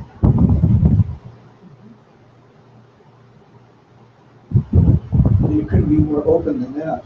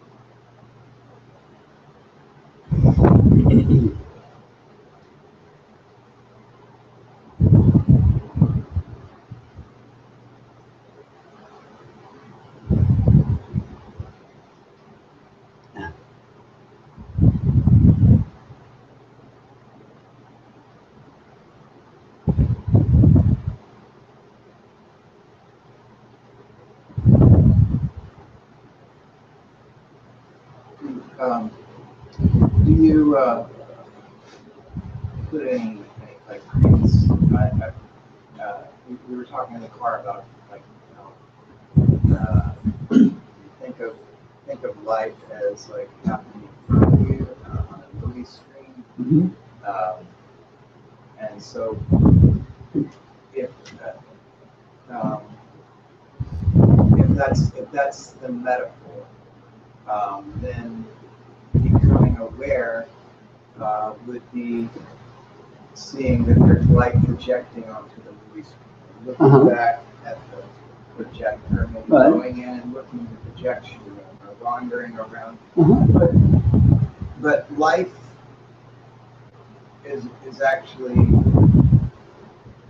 but the reason that people are in the metaphorical theater is to experience the life that's happening on the screen. So is that just a metaphor? Your life is not that engrossing, and so you go explore, you get bored with what's on the screen and go exploring, or how? I know my metaphor's probably breaking this. No, you actually, I think that metaphor is actually pretty good. It may or may not be boredom. It may be just the notion, the discovery that, wait a minute, there's more going on here. The analogy is actually pretty good. Obviously, the movie analogy is a little hampered by the spatiality, because the screen's over here and the projector's over here. Whereas life isn't quite like that. Life is sort of a surround experience, and there's not the projection. you know, the projection is a little more mysterious in terms of if it is a projection in any sense, it's not like it's a spatial projection where the readout's over here and the projector's over here. And yet that's a very interesting notion. Look at, like, you know, which is very much what I recommend doing. Like in terms of playing with, you know, taking the experiment we did earlier a little farther and looking at what is your experience made of. In other words, what's the analogy, in terms of that metaphor, what is the light from the projector? What is the projector? You know, the movie looks like it's a movie with all of this actors and stuff, but it's actually just patterns in light. Okay, cool. So what is this light? Where's it coming from? You know, not a literal question in terms of finding a location or something like that, but it's a very interesting figurative question of what is the medium? Experience is showing up here. What is it made of? What's experience made of? What is the light? You know, in terms of that analogy that the projector is putting out. And by that same analogy, what is the projector? What's doing all this? You know, and these questions may be subtle, and they may not have a simplistic answer where you can say, look, you know, oh yeah, the projector's right there. But still, in all, it's a wonderful sort of a seed for investigation, for inquiry, of just looking along those lines open-endedly and see what you can see what you can find. You know, in my experience, experience actually is made of something. I call it radiance. You know, in various Indian yogic traditions, they call it Shakti. You know, the primal energy that experience is actually made of, not as an abstraction, but literally the substance that all of this actually consists of. And I encourage playing with that, exploring that. You know, just be with it and see if you can discover how to get any mileage out of that. You called it substance. Yeah.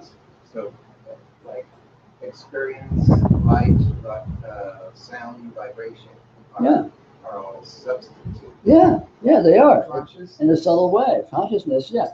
And consciousness can't be, you know, we use this word consciousness as if we knew what we were referring to, but consciousness can't be found or isolated as a separate condition or thing, separable from what is experienced. So consciousness is kind of a logical argument that there must be consciousness here because this is being perceived. But that's kind of, really, you know, what is consciousness really? Well, in the perception, there is consciousness. So I can find consciousness in perception, but does that mean it's a separate thing or not? And so again, that's a more invitation to play with that, to explore that. And certainly it invites and demands subtlety, it demands artistry in exploring that, because it's not a simple condition. It's not like, oh yeah, I get it, here's the substance and here's the consciousness and now it all makes, you know, you have to kind of make it up as you go along and stumble onto, how would you look at consciousness? How do you explore? Well, consciousness is right here, right? It must be, if it exists at all. So what is it? How is it? How is this? What is perception? What's being perceived? How is it being perceived? What's the perceiver? Is there a perceiver? Is there a perceived? Is there maybe just perception without a perceiver or perceived? How would that work? And not that any of these questions have a simple answer, but it's a wonderful invitation to look at this stuff afresh and look at it very intimately and intelligently and subtly, rather than just, you know, sort of with a knee-jerk simplicity that, oh, it's consciousness, you know. Okay, so I don't want to go on. No, whatever. Anyone wants to interrupt you, they're free to. It's the anarchy here. People okay, so, feel free to hit each other, you know, throw things, whatever. On the thought that nothing is fixed, nothing is still. Well, is there a notion of some sort of created perception that things become fixed, like in essence, such as we become creative, we write a song, we play the song, it evolves into a really cool rendition of the song, we record it.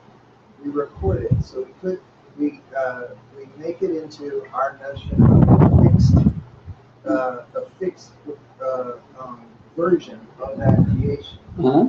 right? And that can be heard like decades later, Right. and perceived who knows how many different ways, and Right. means so many different things to so many different people. Right. Okay, so the perception of this, what is the what I'm perceiving as the fixed version?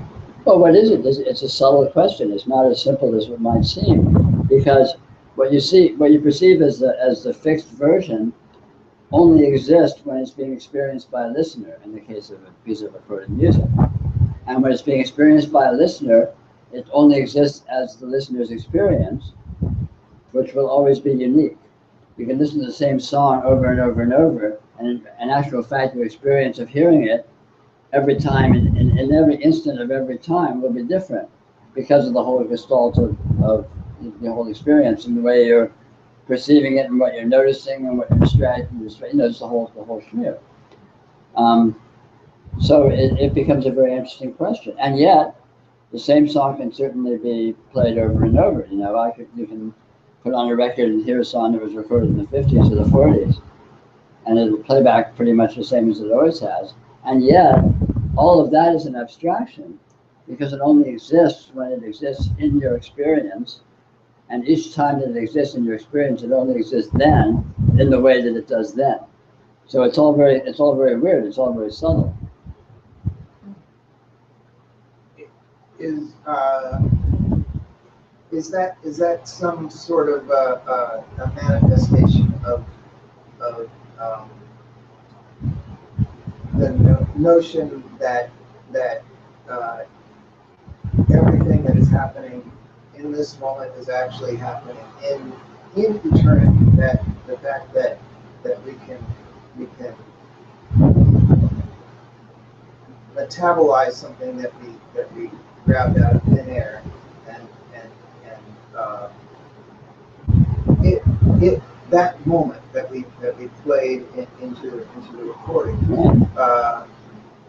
it becomes a moment that goes out into infinity, like it never ends. Well, that may be the case, but the way in which that's the case is subtle. It's subtle. Sure. It's not a simple thing that you can pin down and say, oh yeah, it's that way and that's the way that it is. It can be seen from that perspective, but it can be seen in other perspectives. For me, the bottom line is something only exists if it exists in your experience. So when you record a song, that recording the song exists if you're experiencing it as existing. And when you're not, after you record the song and you're not hearing the song only exists as your memory of having recorded it, which exists in the way that it happens to exist in the moment when you're remembering it. And if someone else ever hears that song, it exists for them as their experience of hearing it in that moment, and in no other way whatsoever. In other words, it has no objective existence. It has subjective existence when it's being perceived by a perceiver. So nothing exists objectively. Things only have existence subjectively when they appear to a perceiver. And they only exist as the way in which they appear. That which is just empirical. Suppose someone somewhere recorded a song and you don't know that they recorded it, and you're never going to hear it, and you're never going to meet anyone who's ever heard it, and you've never heard anyone talk about it except me who's talking about it in the vaguest possible terms. Does the song exist for you or not? You don't know. And suppose I didn't even talk about it. Some song that I'm not talking about that you're never going to hear, and no one else you know has ever heard, and did it even happen? It's like if a tree falls in the forest and no one is there, did it make any sound? Obviously not, right? Because the other trees The other trees might have heard it. Well, that's the idea, that if they did, it's their problem. You don't know whether they did or not, right? Because whether or not if the other trees heard it or not is an abstraction in your mind, and it's only real for you as the notion. And even if there were other trees, and even if they heard it, you would never know it unless you could enter their experience and experience what their experience, in which case their experience would be your experience and you'd be experiencing it. Suppose you could read minds. Suppose you could see through my eyes. You wouldn't be seeing through my eyes anymore. Seeing through my eyes would just be your experience. Because you'd be experiencing it. It wouldn't be any different. Anything that shows up in your experience is your experience. And if you read my thoughts, those thoughts would be in your mind and be your experience.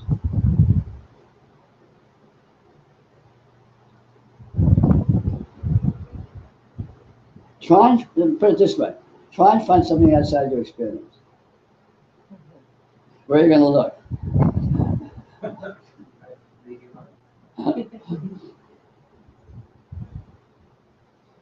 So back to the experiment. Also, it's peculiar how all the different senses and thinking all happen in their own domain, dimension, and there's a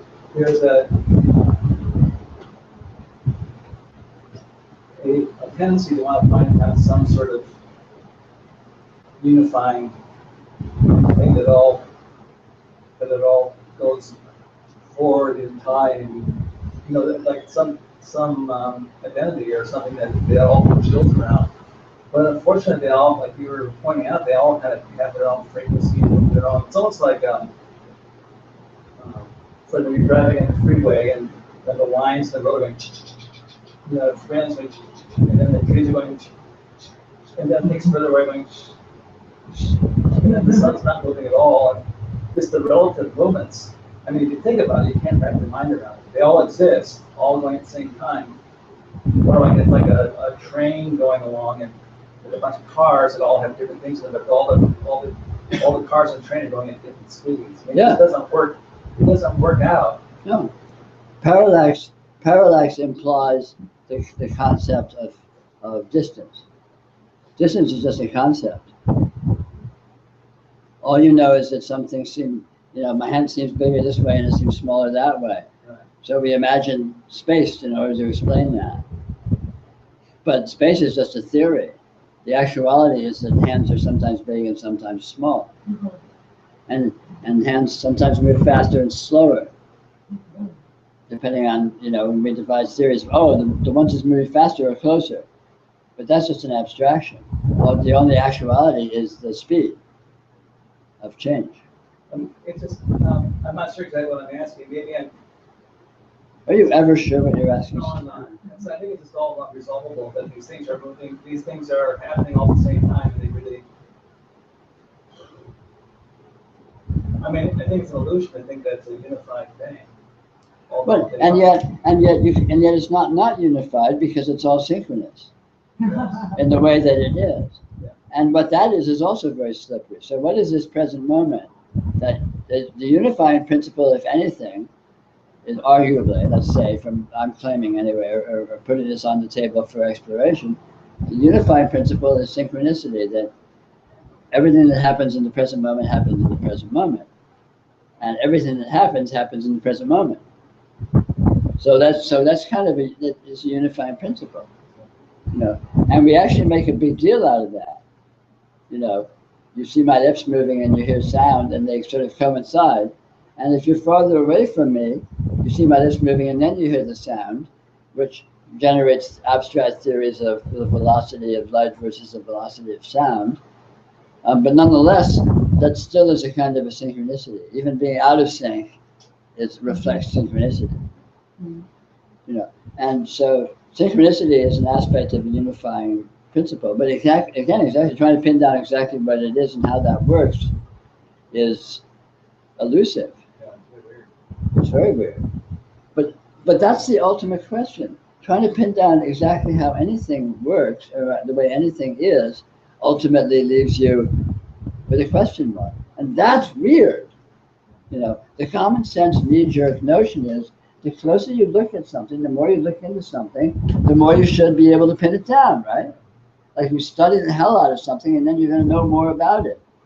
But Experience isn't like that. It's the damnedest thing. The closer you look at it, the weirder it becomes. And you look closer and it gets weirder still. And you look closer and it gets weirder still. In fact, the less you examine it, the more coherent it is. It's completely ass backwards from what common sense would imply, would expect, right? Very, very, very strange. It's almost like a unified, it's like instead of getting closer and closer to some kind of identity, it's like it's all falls apart in a unified way. Right? Yeah. The more you look into it, the more it falls apart. The more you look into any actual experience, the less integrity it has. Very, very strange. I mean, this is the basis of the whole Buddhist notion of emptiness. Things are empty of self-nature, which means that when you look into what anything is, you don't find a final version of what it is. You just get endless experience, which diverges from all the other experience you've had of it. And you look farther and you get more divergence, and you look closer and you get more divergence. Divergence, divergence, divergence. It never comes together into a center. You know, you think of someone you know really well, and you think the better you know them, the closer you get to who they are. But you can never know who someone is, because there is no who they are. You know, the more you look into them, the more you find, the more weird they are. The more you look into yourself, it's like, who am I? And the more I look into myself, the weirder I am. You know, God, I have all these bizarre, natures and potencies and aspects, and it's like, and none of them come together. None of them make sense. None of them have coherence.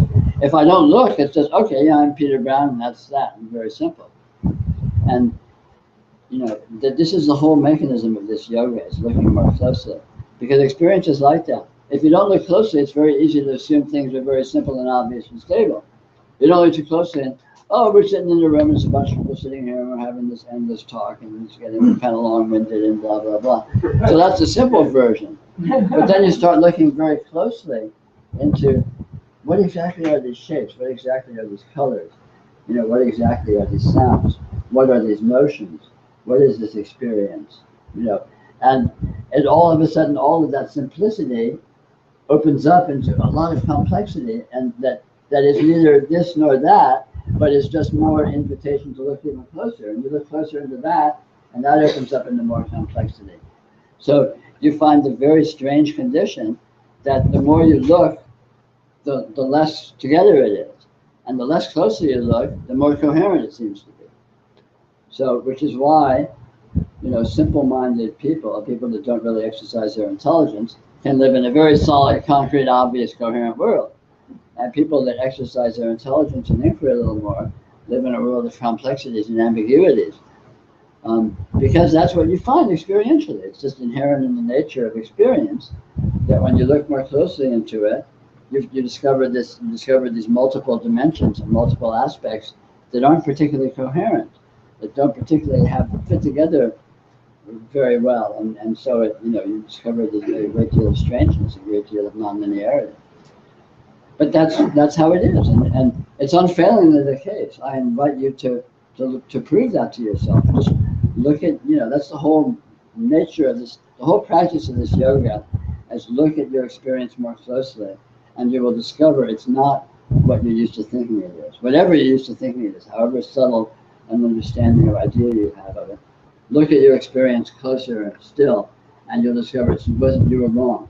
It's weirder than that. And you look closer, and it's weirder than that.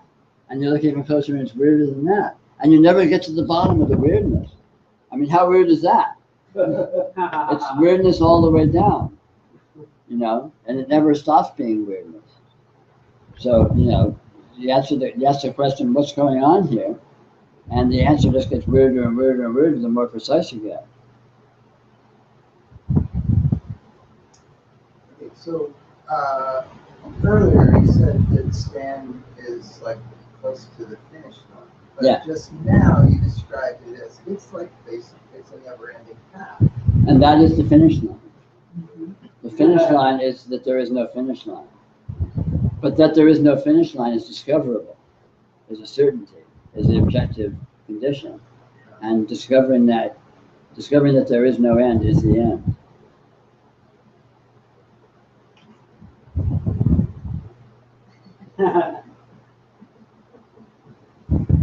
And that doesn't make sense because it doesn't make sense. It's it makes sense that it doesn't. yeah, realization is realizing what this is.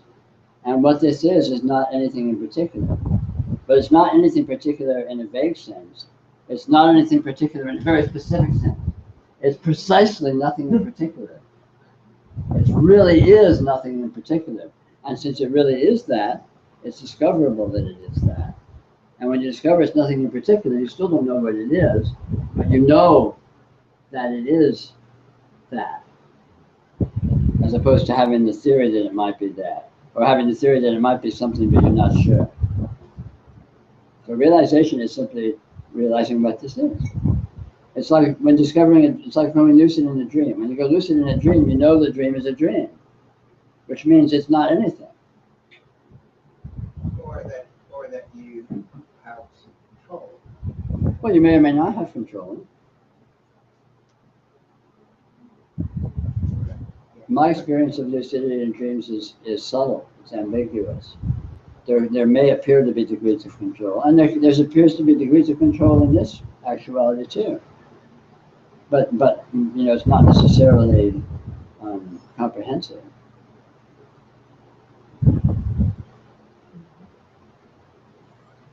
I would say lucidity, the defining in terms of lucid dreams, the defining aspect of it is less about control and more about perspective. I would say when you're non-lucid in a dream, you think you're in the dream. When you go lucid in the dream, you discover you're not actually in it, the dream is in you. And so you're not actually subject to the apparent conditions of the dream, so you're free of it. Although you may continue to experience them, but you're not actually stuck in them. You're not actually embedded in them. So it's a matter of discovering your orientation. And actually, realization is a lot like that. When you discover your experience of the world exists in you, you're not actually in the world is in you. That's what realization looks like. Because your experience exists in you, just like a dream exists in you. But when you're lost in a dream, dully, so you're not lucid in the dream, right? You think you're in the dream. You think you're this little character or whatever running around in the dream. And when you go lucid, you realize, oh, wow, I'm not actually in here. I'm not actually subject to these conditions. You may still be able to play with it and participate with it or not. But the defining aspect is, oh, wait a minute, I'm not in here. It's in me. And likewise, when you discover the experience of the outer world, so-called, is actually an experience that is occurring within my consciousness, within my experience. And nothing whatsoever exists outside my experience that I can find. Which is actually just self-evident in a way, but we don't usually feel that. You know, I would say the typical human perspective is identifying with being in the body and having everything out here be more or less not you. You know, that you're somehow subject to or embedded in. And in actuality, that's not the condition.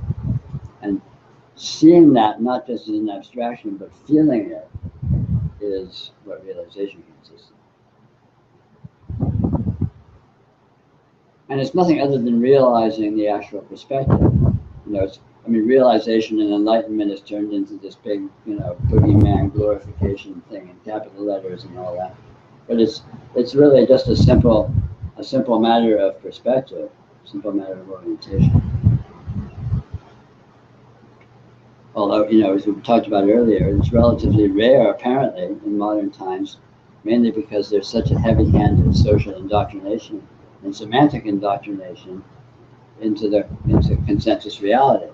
Everyone around you is throwing these concepts around of, here we are and we're in LA and blah, blah, blah, blah, all of which reinforces the image of little separate people that are stuck in a big external environment which is out there, as opposed to the actuality, which is this experiential field appearing as a small bubble in the vastness of me-ness.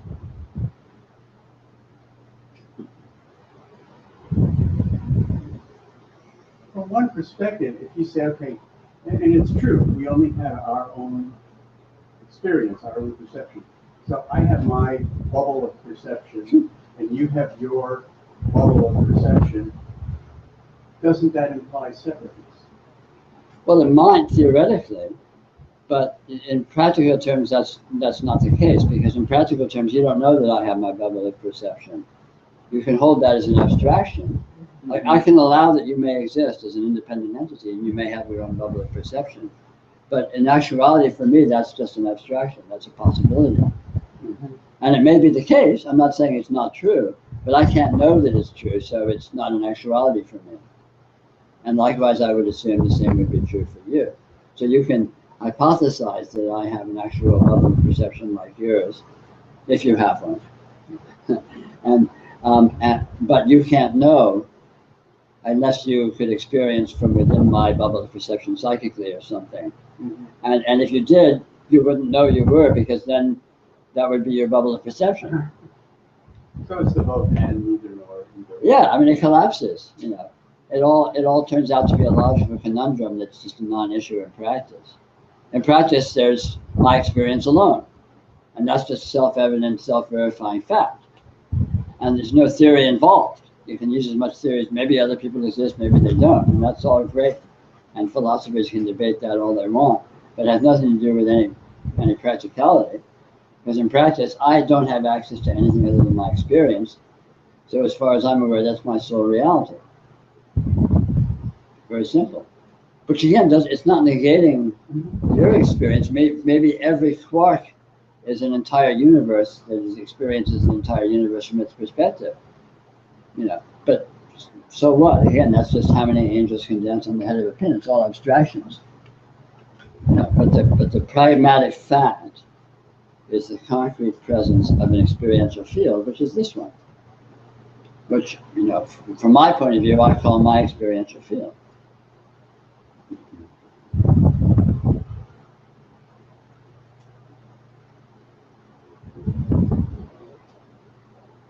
I actually know this is a great impression. You know, you're very convincing. It's a gift. Yeah. And of course you're my creation, so it's all the. Oh, so it's your gift. Yeah.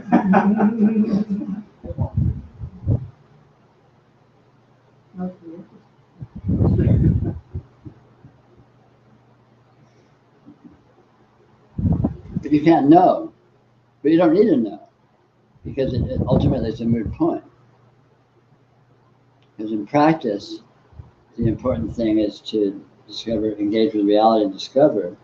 And there's plenty of that to engage with without needing to worry about, you know, all these hypothetical possibilities. Now I have to go home and worry about quarks. I know, right? Oh, really? Oh my God.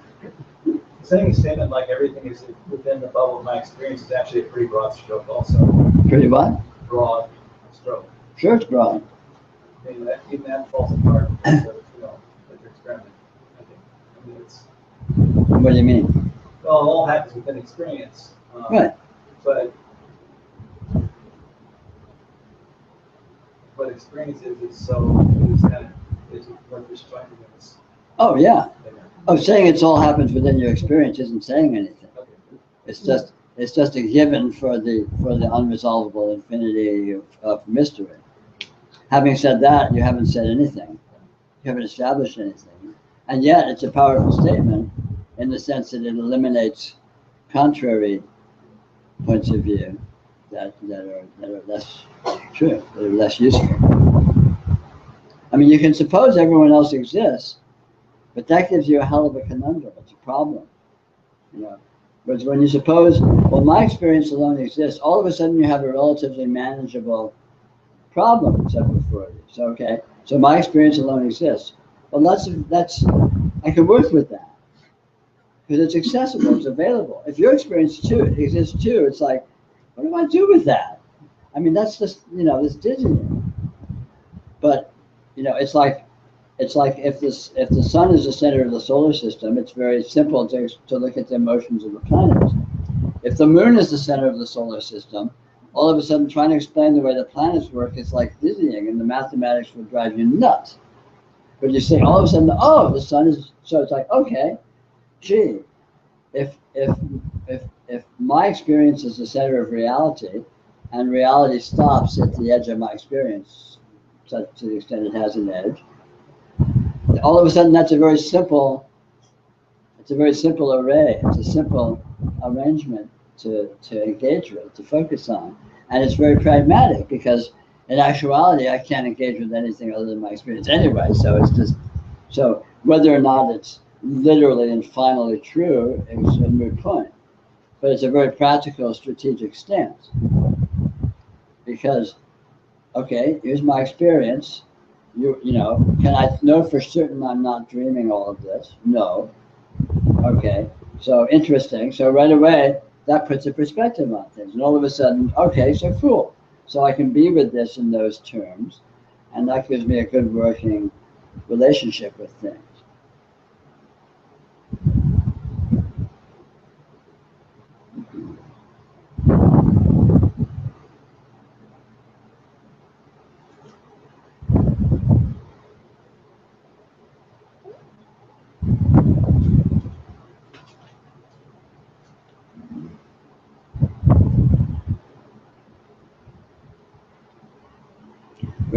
We're getting to that point where it begins to get dizzying. If you get to the point where it's a little much, let me know. We can bail until tomorrow. Or if you want to go on a bit longer, that's absolutely fine with me. It's really a matter of your your level of engagement and duration. Endurance, I guess. It's an endurance trial. How much of this can you stand? Create a t-shirt. I sat through 6 hours of Satsang and didn't fall asleep. What's 5 days left? So it wasn't the longer one. Well, you'll have to find out.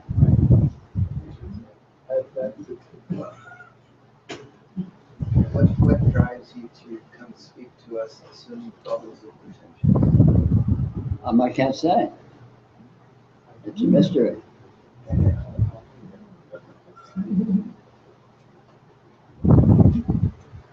I'll go back to an earlier question I had before lunch, just make sure, because I'm not quite sure I'm clear. You once said that until we notice things, we're like a small child that doesn't notice much of anything, and yet how does that go into the biblical statement? It's the other way. It's the other way around.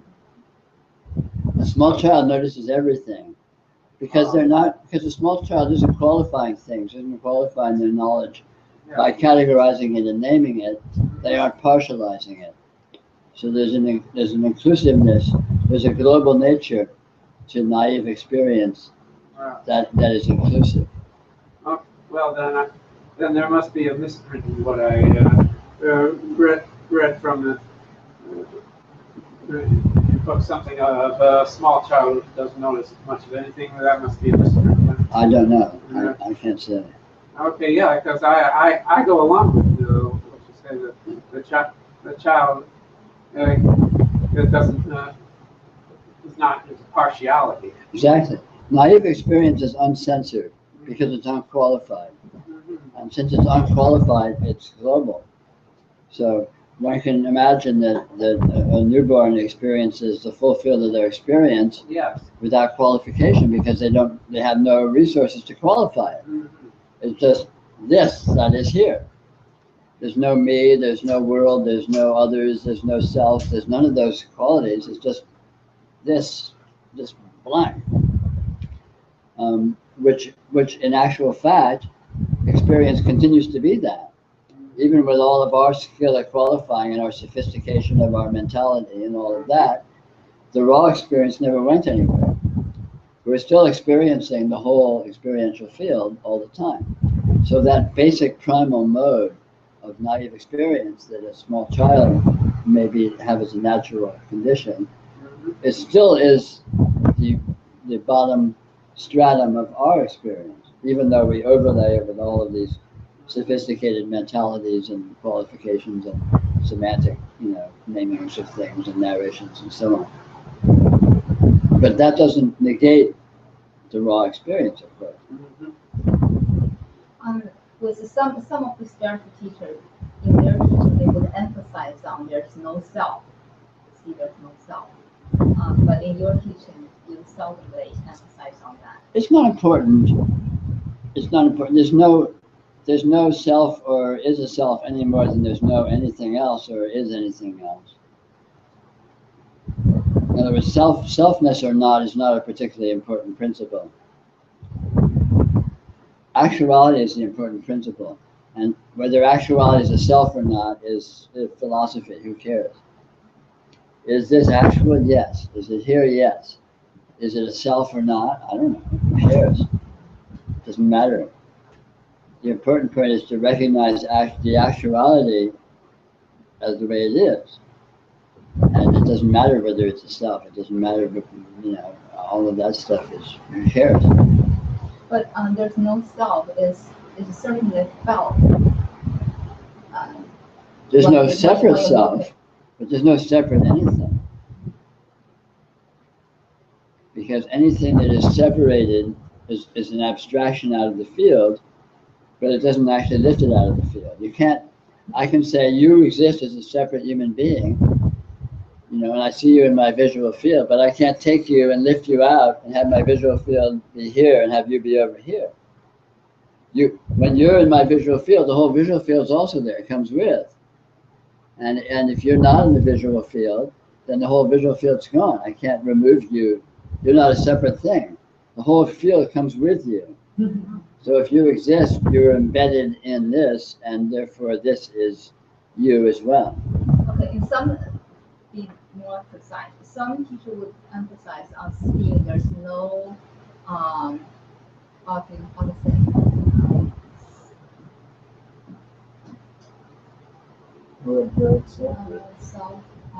false sense of authorship.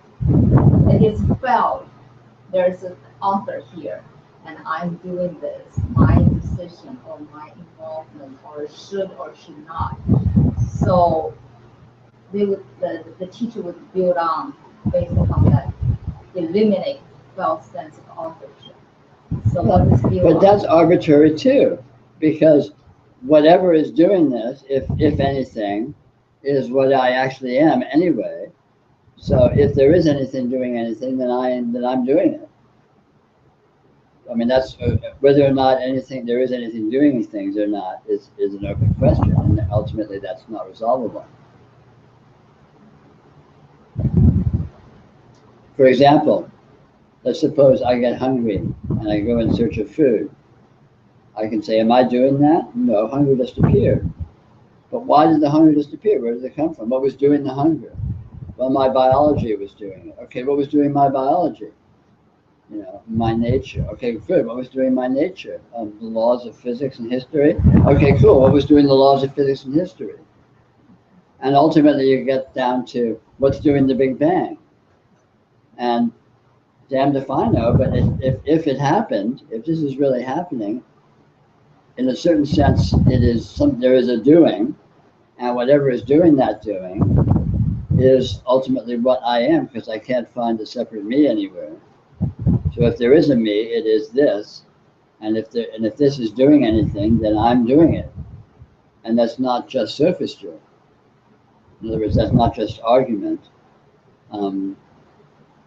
If I go looking for me, it's not that there's no me, but when I look for me, I find this. When I look for the world, I find this. So I can say, well, there's no me and no world, or I can say, there is me and I am the world. But it's two ways of saying the same thing. Did you follow that? Yes, I do. But I'm just trying to make a comparison of this different kind of teaching. Yeah. And with this false sense of authorship, when teachers build on their teaching on that, make me feel like, okay, I have to eliminate this false sense of authorship. It's silliness. Nothing needs to be eliminated. Everything just needs to be seen. And when you see it, it's not canceled out, but nothing turns out to be what you thought it was at first. So the self can't be eliminated, but you can't find a self separate from this. So if there is a self, it is just this. So this is me. Okay, self-evident. So if there is a me, it is the experiential field. I can say there's no me, there's just the experiential field. Okay, that's fine, but I haven't said anything, just changing words around. But still, it feels like, well, am I here? Sure, I'm as here as I ever was. There's here-ness. Is it my here-ness? Well, I don't know. It's as much mine as it ever was. So I can say, well, mine, what feels like mine is this, so therefore this is me. Or I can say, I've been feeling it as mine, and it's not mine, it's this, but then this is this, and what I thought was me was actually this, which is just a more convoluted way of saying me is this. So it's, you end up with the same, there's only one thing, okay, there's this. Everything and anything whatsoever is this, okay? So if there's a me, it is this. If there's a world, it is this. If there's a human race, it is this. If there is space and time, it is this. If there is God, it is this. And so that, since all of these terms are actually referring to the same thing, they're all interchangeable. So me is God is the world. It's a perfect equation because, if you have different words which refer to the same thing, they're actually the same word. I mean, it's self-evident. It's semantics, but it's not just semantics. It's, if there's only one thing, then everything that feels like something is a feeling about this. So the feeling of presence is a feeling about this. The feeling of actuality is a feeling about this. The feeling of vitality and dynamism is a feeling about this, right? The feeling of participation and intelligence is a feeling about this. So all of those qualities, to the extent they are a felt actuality, is a felt actuality of this, right? I mean, it's self-evident. So that doesn't cancel. That doesn't mean there is no actuality. It's not negating these terms. It's saying what these terms actually are is aspects of, non-differentiable aspects of this actuality, which in a way is saying they're ultimately real. So if anything, if this felt sense of selfness is this, then that's validating it as actually real rather than negating it. But again, all of that, it's a moot point. Because the important thing is this actuality, not whether it's me or not whether it's self or not whether it's this or not whether it's God or not. That's all just philosophy. Who gives a shit? The point is, well, here this is. What is it? Check it out. Play with it. Poke it. Look into it. And that's non-conceptual. It's experiential. Dance with this. And the more you are with it intimately, the more you learn about it. And that turns out to be empowering. That turns out to be, it feeds you. It actually is a win across the board. And then whether or not it's a self is like, who cares? Let the philosophers argue about that. It's not practical. Why not be practical? Why not, reality check? How many angels can dance on the head of a pin? Let's fight about it. Is there a self or is there no self? So-and-so is the one true God. No, so-and-so is the one true God. Let's kill each other. What's the point? Really?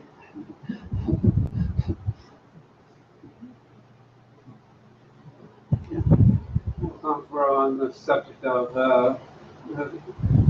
comparison of different teachers. There are some teachers, such as Bruce Lipton tonight, talks about a coming convergence of body, mind, and soul. And in other words, he's offering a direction as far as what, like all this apparent chaos that we're experiencing now is it's actually a good thing as far as where it's going to merge. Well, of course, I won't know more until I hear the whole thing. But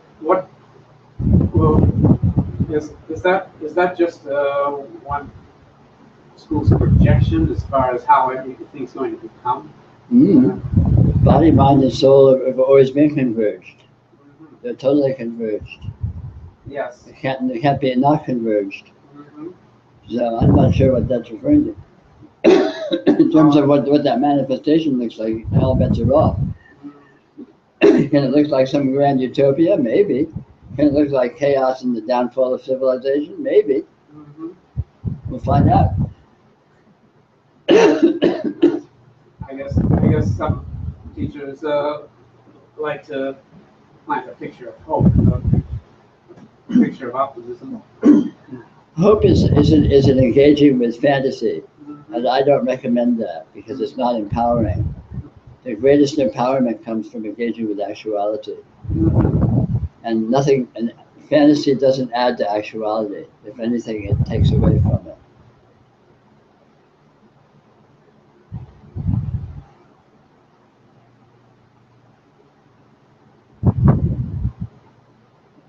Hope is for some partial condition as this, as opposed to thatness, in some hypothetical future. And if you're with actuality, everything is always actuality. So you're betting on the winning horse, whatever it is, whether it turns into the hoped for, never land, or whether it's some horrible disaster. It's still since you're with actuality, and that's the actuality. You're with the winning horse. You're with what's actually happening.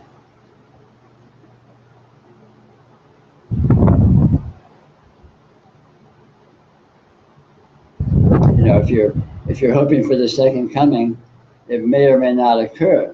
But if you're with this coming, that is actually the case right here, right now, then you have a sure thing. See what I mean? It's like bet on the number that's already coming in rather than betting on one that might come in the future. This number is already coming in, so bet on that one. You got to win it. It's like roulette. You place your bets when the number shows up. That's the best way to do it. Yeah. Oh, it just hit 5. I'm going to put all my money on 5. So it's like, stack the deck in your favor, dude. Do yourself a favor. Why go for long shots? Well, I don't know that much about his teachings other than he's a scientist who tries to see a commonality between what science knows, what spirituality is out there. I don't know if you've studied much of him either, but I don't know anything about him. Yeah. Okay. Yeah. Anyway, if you know anything about the local gathering of the copy, there's always a lot of feeling good about life, truth, and spirituality, and all that. I feel great about life, truth, and spirituality, so I'm with them. There you go. Rah, rah, life, truth, and spirituality. Right. Good. But that is already the case. It doesn't need some special conditions to be improved. Uh-huh. This is already life, truth, and spirituality. So this is the finish line.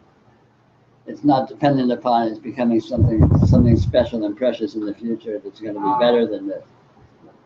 Reality can never be better than it is. Reality can never be better than real. Real is as good as it gets.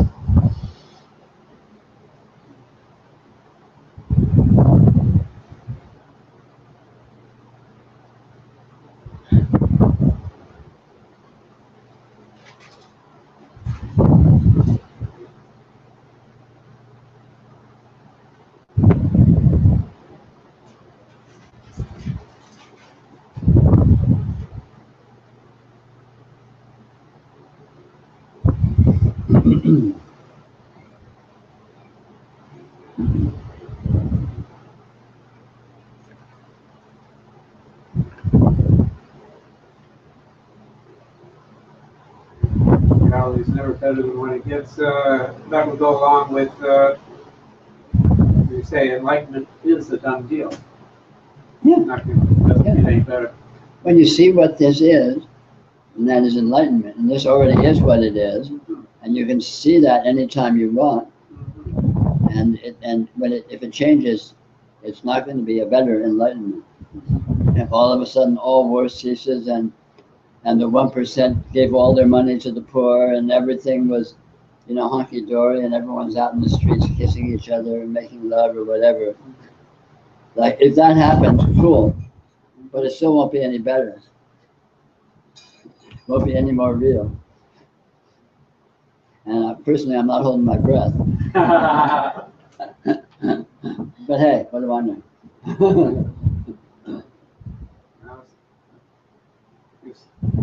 A few scientists would go along with that. We're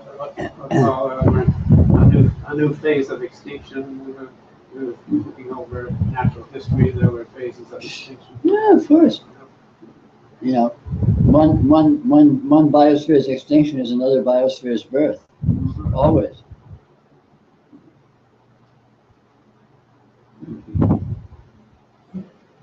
It's life that matters, not any particular life form. And life is eternal. Life is a property of reality itself. Reality is life.